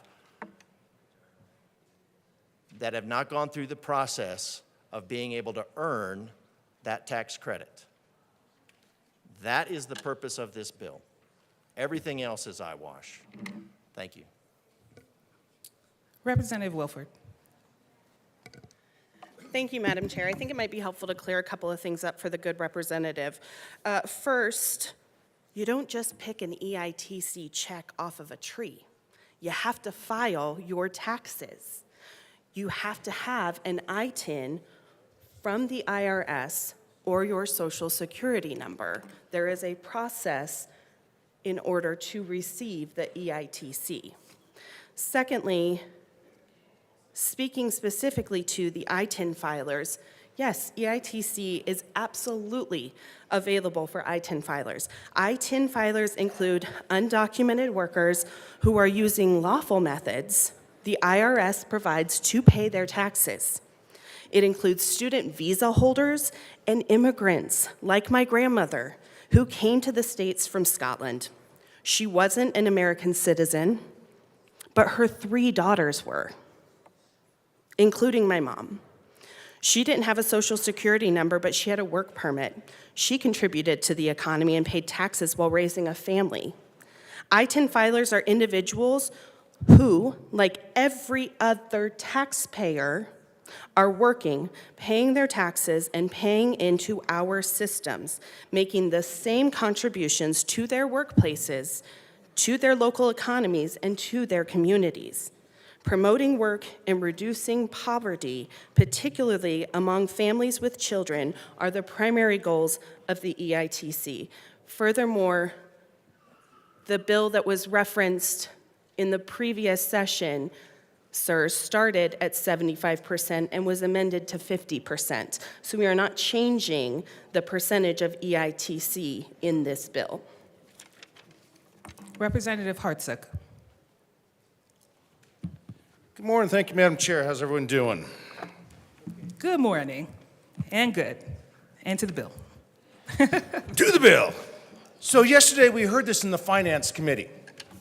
I have here the fiscal note, and what was very interesting in finance, there were some very specific questions that were raised. And before I get to the fiscal note, I suppose we can have a debate over whether money helps people in low income. I'm kind of going to assume that that would be a logical conclusion.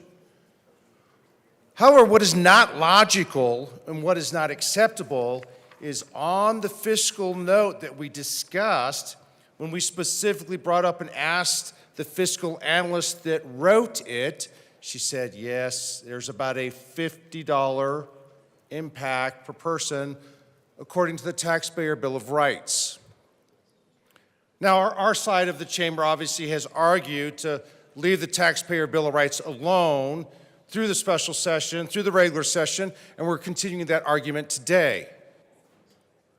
If we want to have a discussion about going after the Taxpayer Bill of Rights, then let's say that, and let's have that discussion. Let's not say the bill takes, or there's no fiscal impact that comes in. But there is, and it's not discussed. Why are we not discussing this?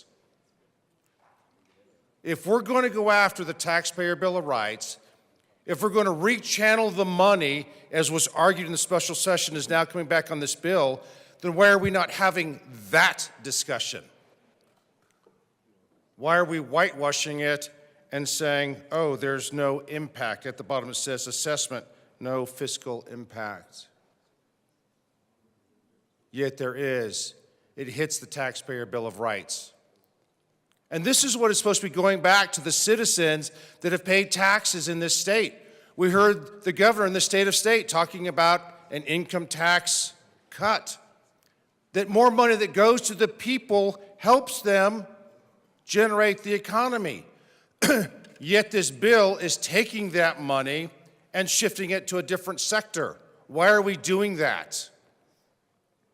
Why are we going contradictory to what the governor was alluding to in his State of the State by saying, let's give the income tax back to the people? Well, that's what the Taxpayer Bill of Rights is supposed to do, and yet we are bypassing it and going out to has designated this to use some of that money. If we want to have that discussion, then let's have it. If we're going to have the discussion that says we're going to give money to low-income families as an earned income tax credit, then let's have that discussion. But let's not take the money out of Taxpayer Bill of Rights and shift it over and call it something different. I urge a no vote. Thank you. Representative Marshall.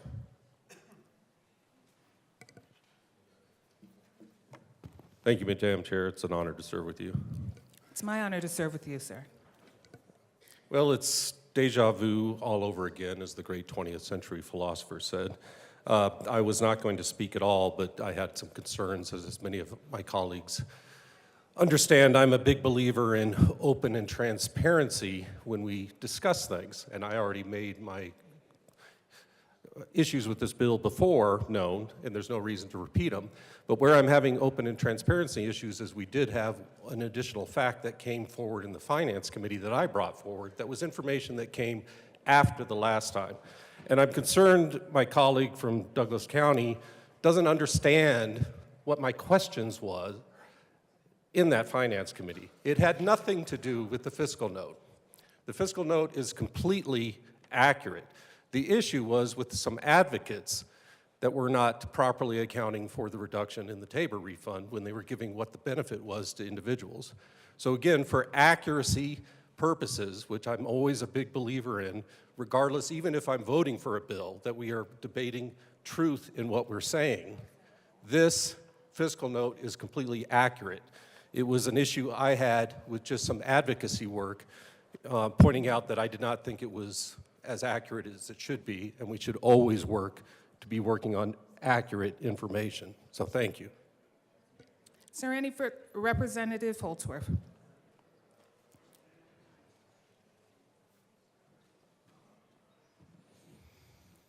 Thank you, Madam Chair.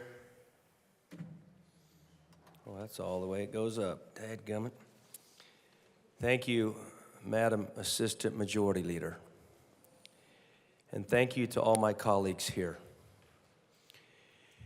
In a spirit of bipartisanship, renewal of spirit, and love, I come to you in the second year of the 74th General Assembly, because I know after the resolution to Martin Luther King that we still have a journey of healing in this state and in this country. But I do want to speak to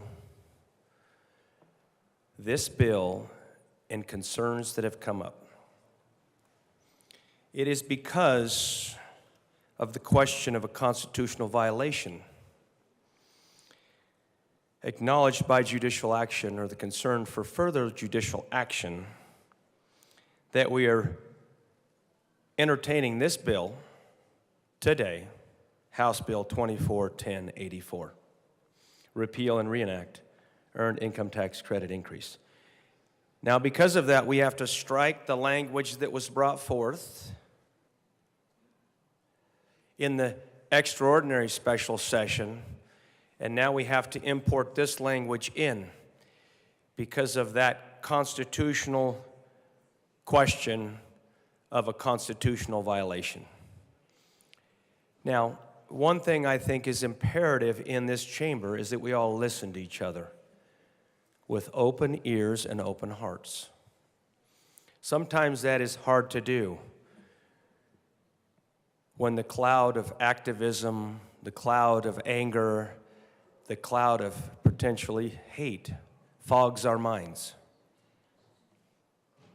Now, we know that all bills can be read at length, without hesitation, without reservation, and without prejudice. Now,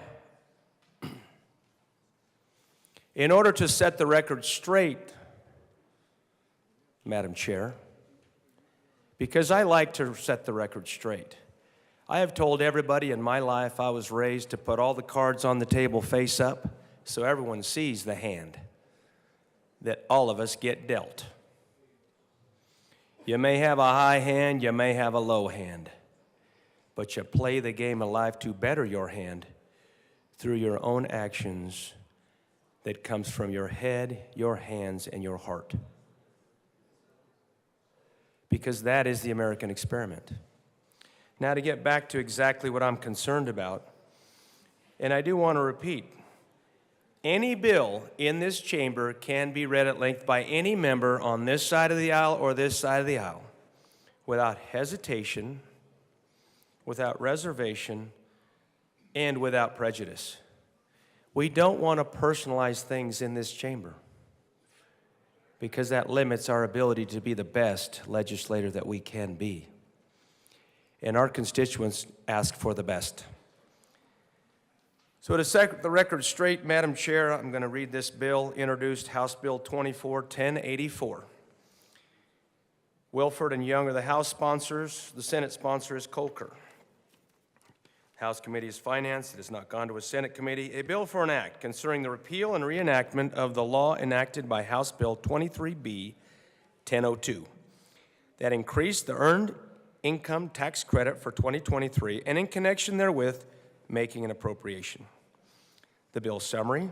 This summary applies to this bill as introduced and does not reflect any amendments that may be subsequently adopted.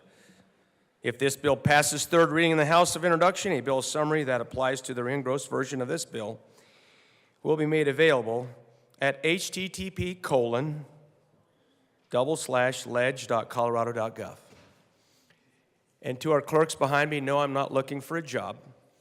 So please understand that I just think, to set the record straight, that I need to read this at length so we can put this to bed. During this first extraordinary session of the 74th General Assembly, which occurred on November 2023, the General Assembly enacted House Bill 23B 1002, House Bill 1002, in parentheses, which increased the amount of the state earned income tax credit for 2023 from 25% to 50% for the amount of the federal earned income tax credit as a means of refunding excess state revenues for the 2022-2023 state fiscal year that Tabor requires to be refunded in the 2023-2024 state fiscal year. Now I'm going to take a momentary pause there because it clearly states the fiscal concern and impact with Tabor, 25% to 50%. And it specifically mentions Tabor as a requirement for refunds in that year. I'll continue, Madam Chair. On December 28, 2023, a member of the House of Representatives, parentheses House, filed a lawsuit alleging that the House failed to follow the constitutional requirement that the House read a bill at length unless such reading is waived by unanimous consent of all House members present when enacting House Bill 1002, and that House Bill 1002 therefore must be declared null and void. Ladies and gentlemen, that's why we're here. And that's why, unfortunately, you get to hear me read this bill at length. To remove any doubt arising from the lawsuit regarding the constitutionality of the law enacted by House Bill 1002, the bill repeals and reenacts that law. So I want to reaffirm and declare loudly, as I did as I began this, to everybody in this chamber, including the Speaker of the House, all bills can be read at length without hesitation, without reservation, and without prejudice, even to my members. Now, I'll continue. In the body of the bill now, be it enacted by the General Assembly of the State of Colorado. Section 1, Legislative Declaration.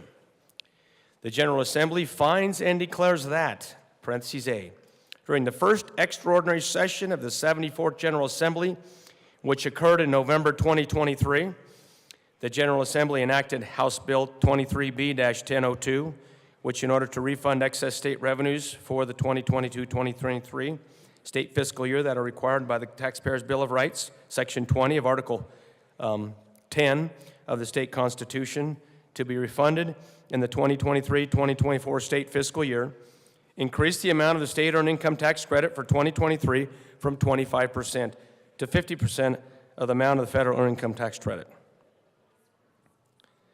Parentheses B, on December 28, 2023, a member of the House of Representatives filed a lawsuit alleging that the House of Representatives failed to follow the constitutional requirement set forth in Section 2022 of Article 5 of the state constitution, which we all took an oath to uphold in this chamber. I don't want to have to repeat that. We are obligated and bound by the Constitution that we swear to. Whether we believe in it, whether we like what it says, whether we don't agree with how it's written, that is your obligation, and you have to follow that oath, specifically if you're in leadership. I continue. Failed to follow the constitutional requirements set forth in Section 2020 of Article 5 of the state constitution, that a bill be read at length unless such reading is waived by the unanimous consent of all members of the House of Representatives present when enacting House Bill 23B-1002, and that the House Bill 23B-1002 therefore must be declared null and void. And now I'm going to stop there, because I know I was here during the special extraordinary session, and were all of you as well. And I'm 100% sure, my fellow colleagues, that no unanimous consent of all members of this House for the reading was waived. 100% sure.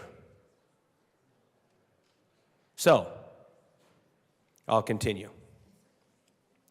Notwithstanding the fact that the procedures followed by the House of Representatives complied with House rules and state law in all respects, it is in the best interest of the state of Colorado and taxpayers to remove any doubt arising from the lawsuit as to the constitutionality of the law enacted by House Bill 23B-1002 by repealing and reenacting that law, and thereby ensuring that the intent of the General Assembly in enacting House Bill 23B-1002 is realized, and the taxpayer who claim the state earned income tax credit and the Department of Revenue can rely with certainty on the law when filing income tax returns and administering the state income tax. I very much agree that we should follow the law. We should follow the Constitution. And we also should follow the law and the Constitution in this chamber as we dialogue and we debate and we present. And we should also, ladies and gentlemen, follow the rules of this House to maintain the decorum and the respect that this chamber deserves and that the Colorado people deserve. Now I'm going to digress a little bit, ma'am. When I served in the military, I would encourage you to stick to the bill. Yes, which ma'am. You have been staying in the lane of, given the language. Please stick to the bill. Thank you, ma'am. I appreciate your leadership. Very much so. Thank you. As we navigate towards and try to find harmony in this chamber and maintain the many rules that are in the rule book of the House, which I encourage everybody to read, particularly the freshmen, read it carefully and closely so you can follow those rules. We need to understand also the constitutionality of what happens in this chamber. And that's all I'll say about that, Madam Chair, because of your leadership. But I'm going to move a little farther down the list here. I've got a few more pages to read. And I'm going to try to read fast. If I was translating this in Spanish, como yo puedo hacer, yo puedo hablar mucho más rápido en español que en inglés. Tranquilo. But I can't do that because what I said, Madam Chair, is I speak faster in Spanish than I do in English. I actually read faster in Spanish than I do in English because the language is more efficient language. And you can read the language of the bill. Can I read it in Spanish, ma'am? Which I can, but I won't. I'm going to continue. Thank you. I'll move here to Section 2. In the Sessions Laws of Colorado 2023, First Extraordinary Session, Repeal and React, 39-22-123-5, parentheses 2.8, Colorado Revised Statutes as added by Section 1 of Chapter 3 as follows. 39-22-123.5, Earned Income Tax Credit, Legislative Declaration, Repeal. 2.8, parentheses A, for income tax years commencing on or after January 1st, 2023, but before January 1st, 2024, only. The rate of credit allowed for the resident individuals described in subsections parentheses 2, parentheses 2.5, and parentheses 2.7 of this section, respectfully, is increased from the 25% to the 50% of the federal credit described in the respective subsections parentheses 2, parentheses 2.5, and parentheses 2.7 of this section. The General Assembly finds and declares that increasing the rate of the credit as specified in subsection parentheses 2.8, parentheses A, of this section reduces the amount of state revenues as defined in section 24-77-103.6, parentheses 6, parentheses C, for the 2023-2024 state fiscal year, and is therefore after excess state revenues for the 2022-2023 state fiscal year are refunded pursuant to sections 23-3-209, 2039-3-210. Now, the good news for all my friends in this chamber is I'm on page 4. And any other refund mechanism provided for in law other than the refund mechanism provided for in Part 20 of Article 22 of this title. A reasonable method of refunding a portion of any remaining excess state revenues for the 2022-2023 state fiscal year that are required to be refunded in the 2023-2024 state fiscal year in accordance with Section 20, parentheses 7, parentheses D of the state constitution. Section 3. In Session Laws of Colorado 2023, First Extraordinary Session, repeal and reenact Section 2 of Chapter 3 as follows.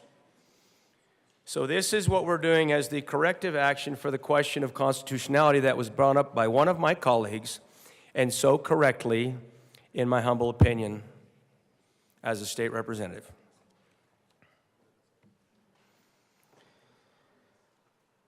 Section 2, appropriation. For the 2023-2024 state fiscal year, $51,483 is appropriated to the Department of Revenue. This appropriation is from the general fund to implement this act. The department may use this appropriation as follows. $23,175 for tax administration IT, parentheses, Gen Tax support. I'm sure that references to some contract agency that does the IT support. B, this is line 16 for those of you that are following closely, and I know some of us are.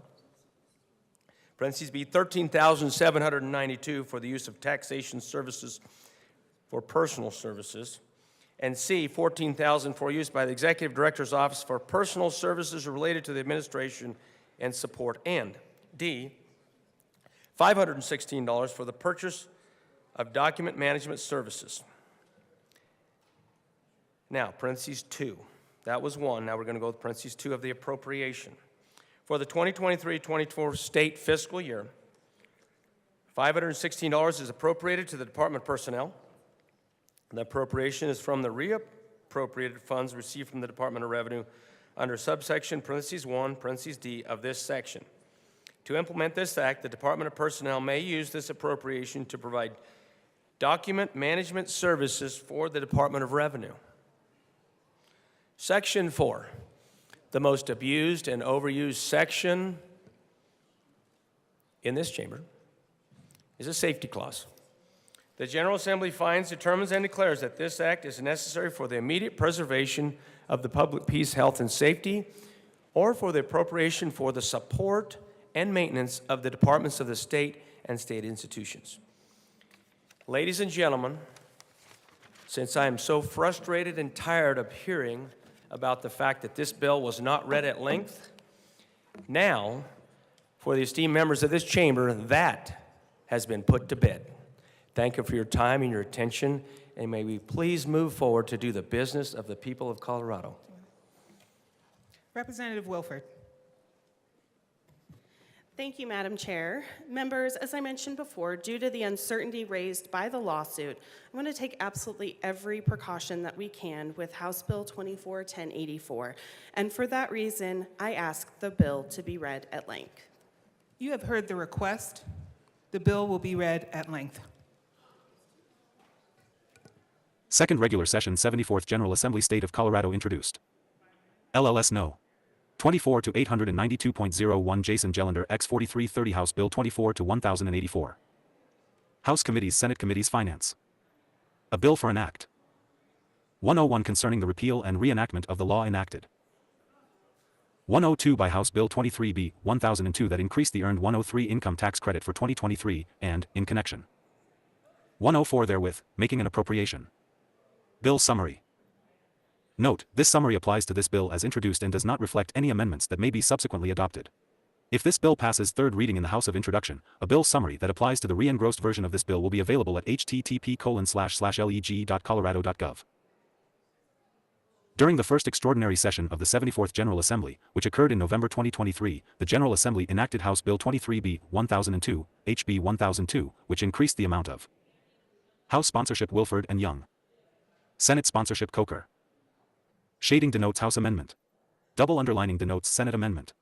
Capital letters or bold and italic numbers indicate new material to be added to existing law. Dashes through the words or numbers indicate deletions from existing law. The state earned income tax credit for 2023 from 25% to 50% of the amount of the federal earned income tax credit as a means of refunding excess state revenues for the 2022 to 23 state fiscal year that TABOR requires to be refunded in the 2023 to 24 state fiscal year.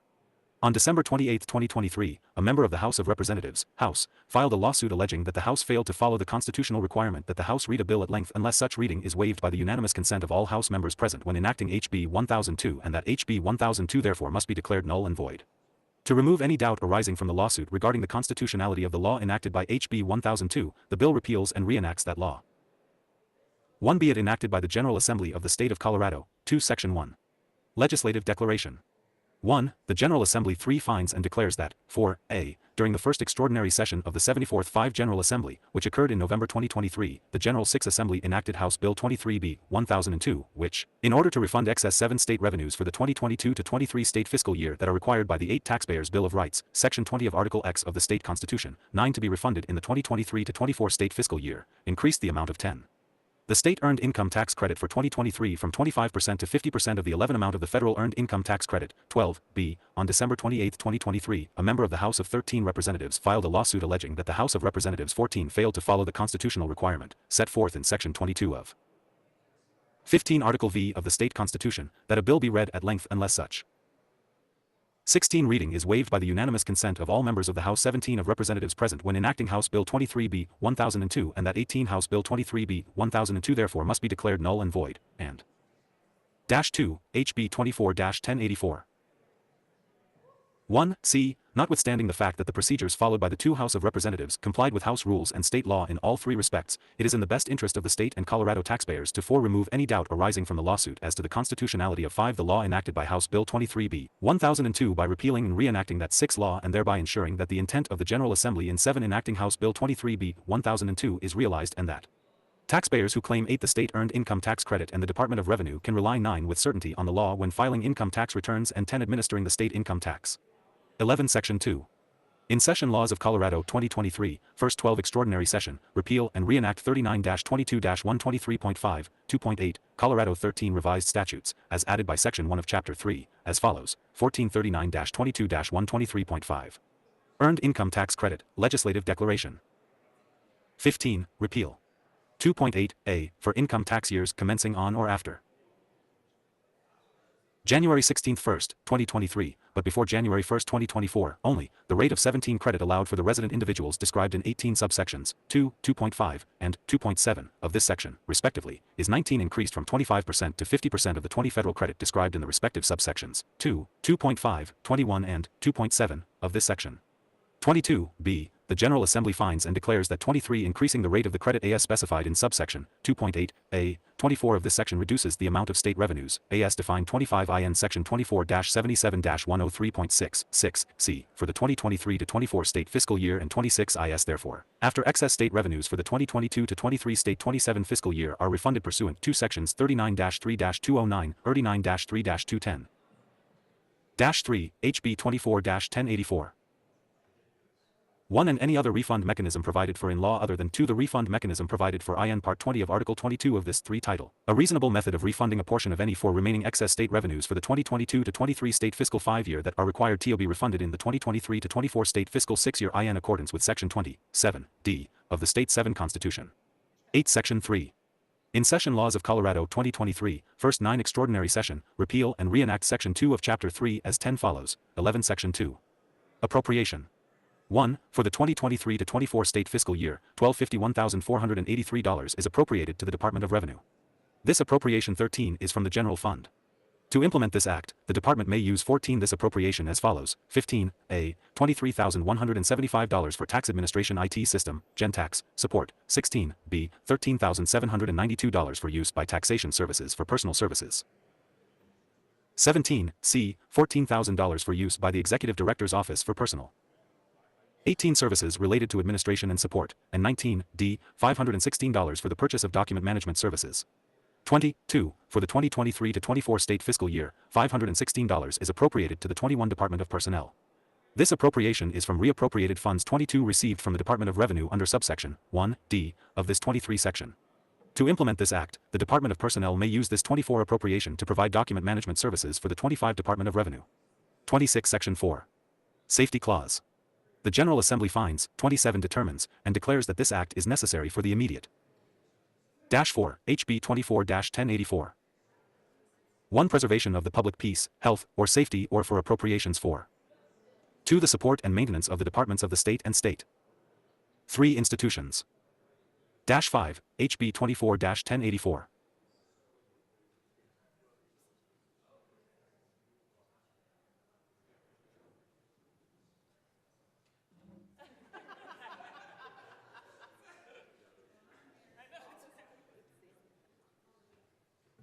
Is there any further discussion? Representative Evans. Thank you, Madam Chair. Very briefly, colleagues, I just wanted to have the one last conversation. We talked about this the last time that this bill came up with the earned income tax credits. As you all will recall, the earned income tax credit here in question is being funded by about $182 million out of Tabor surplus. And so last time we had this conversation, and I just wanted to note it again for the record, we have a 15% statutory reserve in Colorado.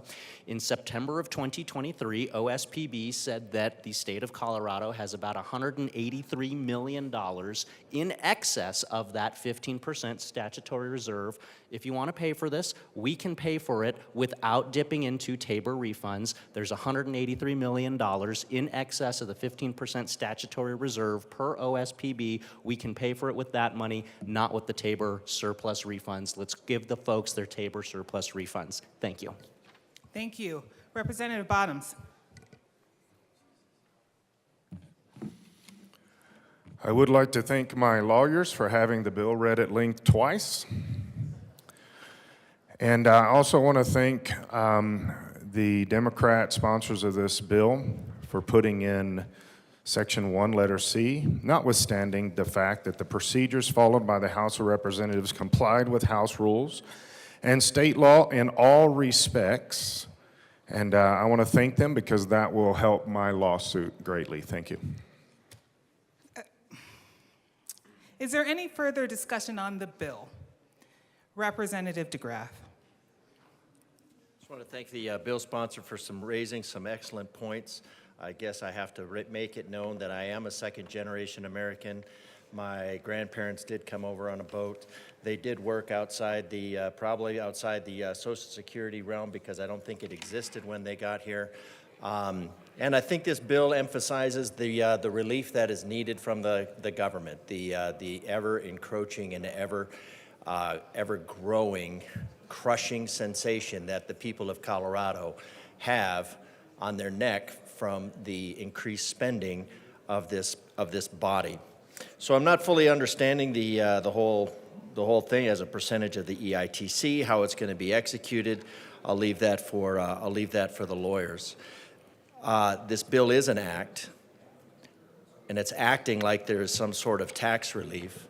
It does not treat Coloradans equally, and it does open the door on the expansion of the EITC as a Tabor refund mechanism.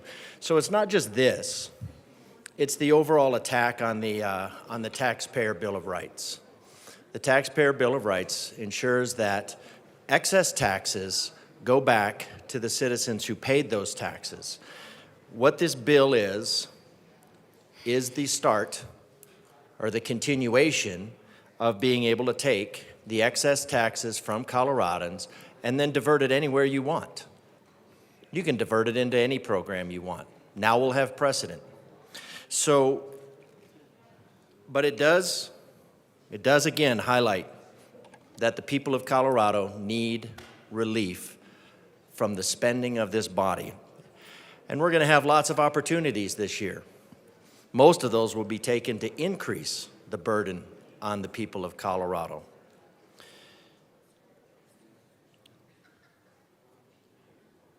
So they need relief. Colorado, this bill, as my colleagues shared with you, this could be taken out of money that we already have in surplus, but it's specifically taken out of your taxpayer Bill of Rights, specifically as an attack to be able to start redirecting that into ideological spending. Now, maybe that's not the intent of the bill sponsors today,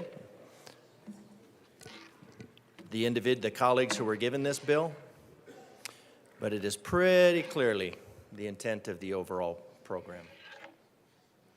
Seeing no further discussion, the question before us is the passage of House Bill 1084. All of those in favor, please say aye. Aye. All those opposed, please say no. No. The bill is passed. Madam Majority Leader.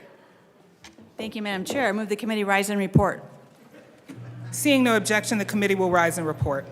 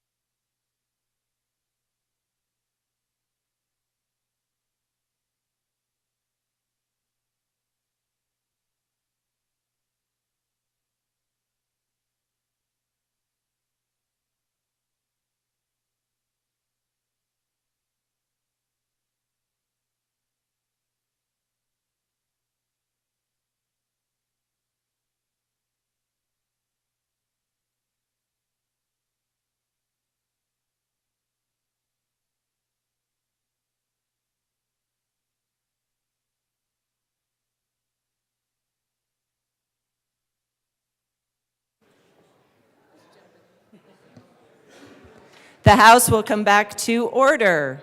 Mr. Schiebel, please read the report of the Committee of the Whole.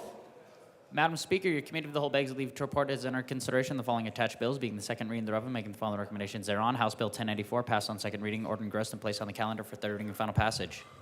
Assistant Majority Leader Bacon. Members, you have heard the motion and there are no amendments at the desk. The question before us is the adoption of the report of the Committee of the Whole. Mr. Schiebel, please open the machine and members proceed to vote. Representative Bockenfeld, how do you vote? Yes. Representative Bockenfeld votes yes. Representative Valdez, how do you vote? Yes. Representative Valdez votes yes. Representative Luck, how do you vote? No. Representative Luck votes no. Representative Judah, how do you vote? Yes. Representative Judah votes yes. Representative Epps, how do you vote? No. Representative Epps votes no. Representative Ortiz, how do you vote?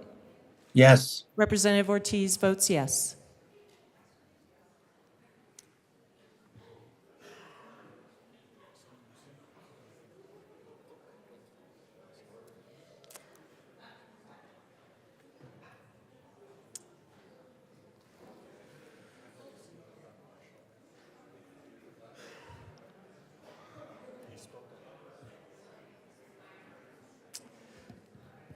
Representatives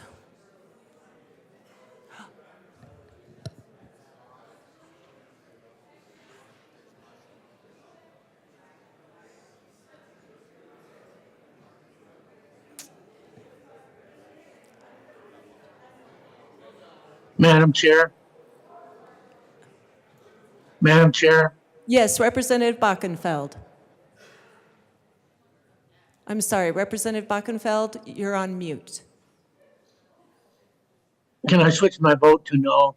Yes, Representative Bachenfeld votes no.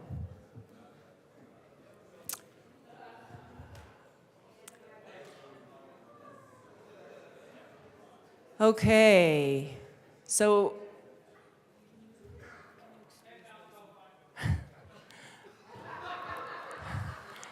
members, we want to start out on a positive note, and Representatives Marshall and Wilson are going to help us with our party fund right out of the gate. Representative Marshall, only $1. First time late, although Representative Wilson might be going for the big bucks.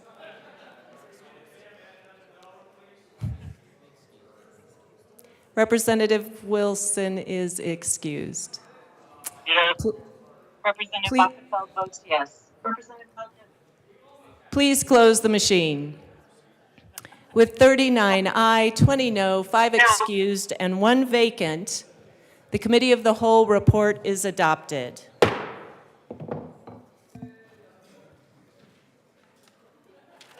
Madam Majority Leader. Thank you, Madam Speaker. Representative Ortiz votes yes. Members on the wall, please mute your, thank you. Madam Majority Madam Leader. Chairman.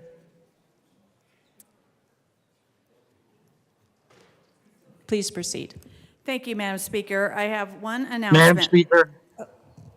One moment, please. Representative Bachenfeld? Yes, Madam Speaker. Somebody, when you took the vote, somebody said I voted yes. I'm actually a no. Thank you, Representative Bachenfeld. We have recorded your vote as a no. We made that correction. Thank you. Madam Majority Leader. Thank you, Madam Speaker. I have one announcement. In light of the passage of Senate Joint Resolution 24-001, which amended the deadlines in Joint Rule 23, the Office of Legislative Legal Services has asked me to make a few reminders relating to bill requests. The next introduction deadline for your bills has been changed from Tuesday, January 16th, to Friday, January 26th. So you do not have to finalize your bill requests this weekend. Woohoo! Tuesday, January 16th is still the deadline for you to make your remaining bill draft requests to the Office of Legislative Legal Services. Your last deadline for the introduction of your last 2 bills is now on Friday, February 9th. Thank you. Representative Weissman? Thank you, Madam Speaker. Judiciary Committee members, it's Friday, but we are not done yet. At 12 noon, we will join our Senate colleagues once again to sit as joint judiciary in the Old State Library for the 3rd and last day of our SMART Act oversight hearings. Today's agenda includes hearing from the Child Protection Ombudsman, the State Board of Parole, the Office of Alternate Defense Counsel, the Judicial Branch, the Commission on Judicial Discipline, and the State Public Defender. Please bring your lunch, make whatever provisions you need to. That's a lot of an agenda, but I'm going to have us out of there by 5. Please be prompt at 12 noon. Thank you. Representative Bradfield. Thank you, Madam Speaker. I do want to announce that starting on Tuesday, that is January 16th, the 2024 Legislator Bible Study will be held every Tuesday morning in room 0109, and starting at 7:15 and finishing up at 8:45. I want to give a welcome to anybody who has not attended before and would like to come. We'd love to have you. Thank you. Thank you. Representative Winter. Thank you, Madam Speaker. I would like to ask everybody in the chamber to help me with this. With the impending snow and cold that we've seen, the governor's called for a disaster declaration. The eastern plains over the last 10 days have been facing blizzards, freezing temperatures, and all the resources in that declaration are going to the Front Range. So I ask you to help me end this rural-urban divide and call on the governor to do the same thing for rural Coloradoans that pay taxes no different than city dwellers. So please, this is what we talk about in here. This is unfair. We have cattle ranchers losing cattle, livestockers producing livestock. There are no warming shelters in Prowers and Los Animas County, and the funds are all directed to urban Colorado. So please, reach out to the governor and ask him to give us the same fair shake that he does for you all here in the urban area. Thank you. Representative Winter. No applause, members. I appreciate your message today. That does not fall under announcements and may have been more a moment of personal privilege. That's okay. There may be some other ways that we can address your concern, and I invite you to come meet with me so that we can do that. So thank you. Announcements. Representative Weinberg. Good morning, members. Just wanted to make sure that before you go into this beautiful 3-day weekend, since you haven't heard the past 3 days, Loveland is the best city in the state of Colorado. That is my announcement. Thank you. Oh, Representative Weinberg. Representative Velasco. Thank you, Madam Speaker. I just want to share that my request to be absent on Tuesday, January 16th has been approved. Thank you. Thank you. Representative Byrd. Thank you, Madam Speaker. Members, it's an honor to be able to address you right at the beginning of session. So you all are very lucky. We're about to start SMART Act committee hearings. And the Joint Budget Committee has a tradition of visiting with committees of reference that participate in these SMART Act hearings to give you, and it's pursuant to Joint Rule 25, I believe, we come in and we present to you the governor's budget requests that pertain to the different departments for which your committees have oversight responsibility. So shortly, I expect you'll be receiving a book. It's a summary of what the governor's November 1st budget requests are. There's a nice stripe across it. I believe it's a purple stripe this year. You should be getting that, but we begin those meetings with you Tuesday of next week. And I think our first meeting is upon adjournment with the Transportation, Housing, and Local Government Committee. So I'm seeing now from our director that you will get these books on your desks Tuesday morning. So take a look at them, and we will be there just to help walk you through what those requests are. I will let you know, and I'll repeat this again in those meetings, we are not advocating for any of these budget requests. We are there simply to introduce them to you, answer some questions, and orient you to the guide that we are all provided. So make sure, as soon as you're able to, take a look at that, and we look forward to meeting with you during your SMART Act hearings. Thank you. Representatives McCormick and Representative Catlin. Thank you, Madam Speaker. I am here with my esteemed Vice Chair of the Ag, Water, and Natural Resources Committee to encourage all of you to participate in all the activities at the National Western, but specifically to know that the two of us are here to collect contributions from all of you that you're so willing to give to help our junior livestock sale, which is next Friday. And we're in competition with the Senate. And unfortunately, they beat us, I believe, last year. I don't know by how much, but we can do better. And so please come to us with your cash. And if you have checks, it's to the NWSS Junior Livestock Sale. Representative Catlin. Thank you, Madam Speaker. It's an honor to serve with you. And it is an honor to serve with you. Thank you, ma'am. My colleague says that she's coming to collect your checks. I'm here to ask you to write some checks. Then I'll collect them. But, you know, she's a chair and I'm a vice, so I'm in charge of vice, evidently. But this is a big deal. What we try to do is we try to collect some money so that we can buy some of these young people stock and help them on their way in their future. So part of that is for us to have a competition. The first one is a competition between us and those that are in the rocking chairs down the hall. You know, they seem to think they've got an advantage on us, and maybe they do. Their checkbooks may be larger or something like that. But what we need to do is to prove to them that we are the house of the people. So, can we have a really good competition between our chamber and their chamber? And in the meantime, we'll try to split it between parties. But right now, I'd like it to be between houses, if we can do that. So if you're interested in contributing to the future of some young people in the state of Colorado, please find one of us. We'll take a check from you, or cash, or Bitcoin. I don't care what all it is you guys use, but we'll take it. Thank you. So let's win this one. Thank you. We'll make sure the Senate knows they're in rocking chairs. Madam Majority Leader. Thank you, Madam Speaker. Members, can I remind you to please clean out any food you might have on your desk, in your desk. The Senate is having a mouse situation over there. We do not want it coming over here. So please clean up your food and drinks from your desk. Thank you. Representative Kipp and Representative Lindsay. Thank you, everybody. Happy Friday, and I would like to ask the Capitol Choir to come on down. For those of you who are new, you are in the Capitol Choir. If you are a member of this chamber.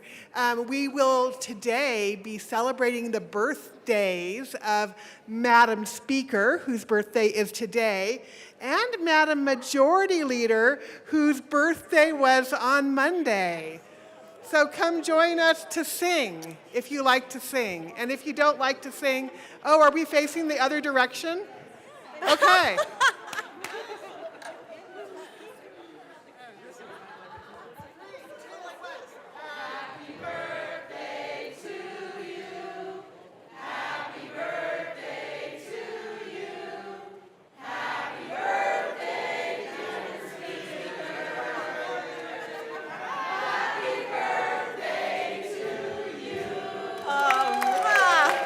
Thank you, thank you, thank you. I am so grateful. Thank you very much. Means a lot. Thank you. Members? Madam Majority Leader? No further announcements? Madam Please. Speaker. Yes. I move the House stand in recess until later today. Actually, Madam Majority Leader, I think we can end our day here. Oh, that's awesome. Oh, I was wrong. We will have some business later today. The House will stand in recess until later today.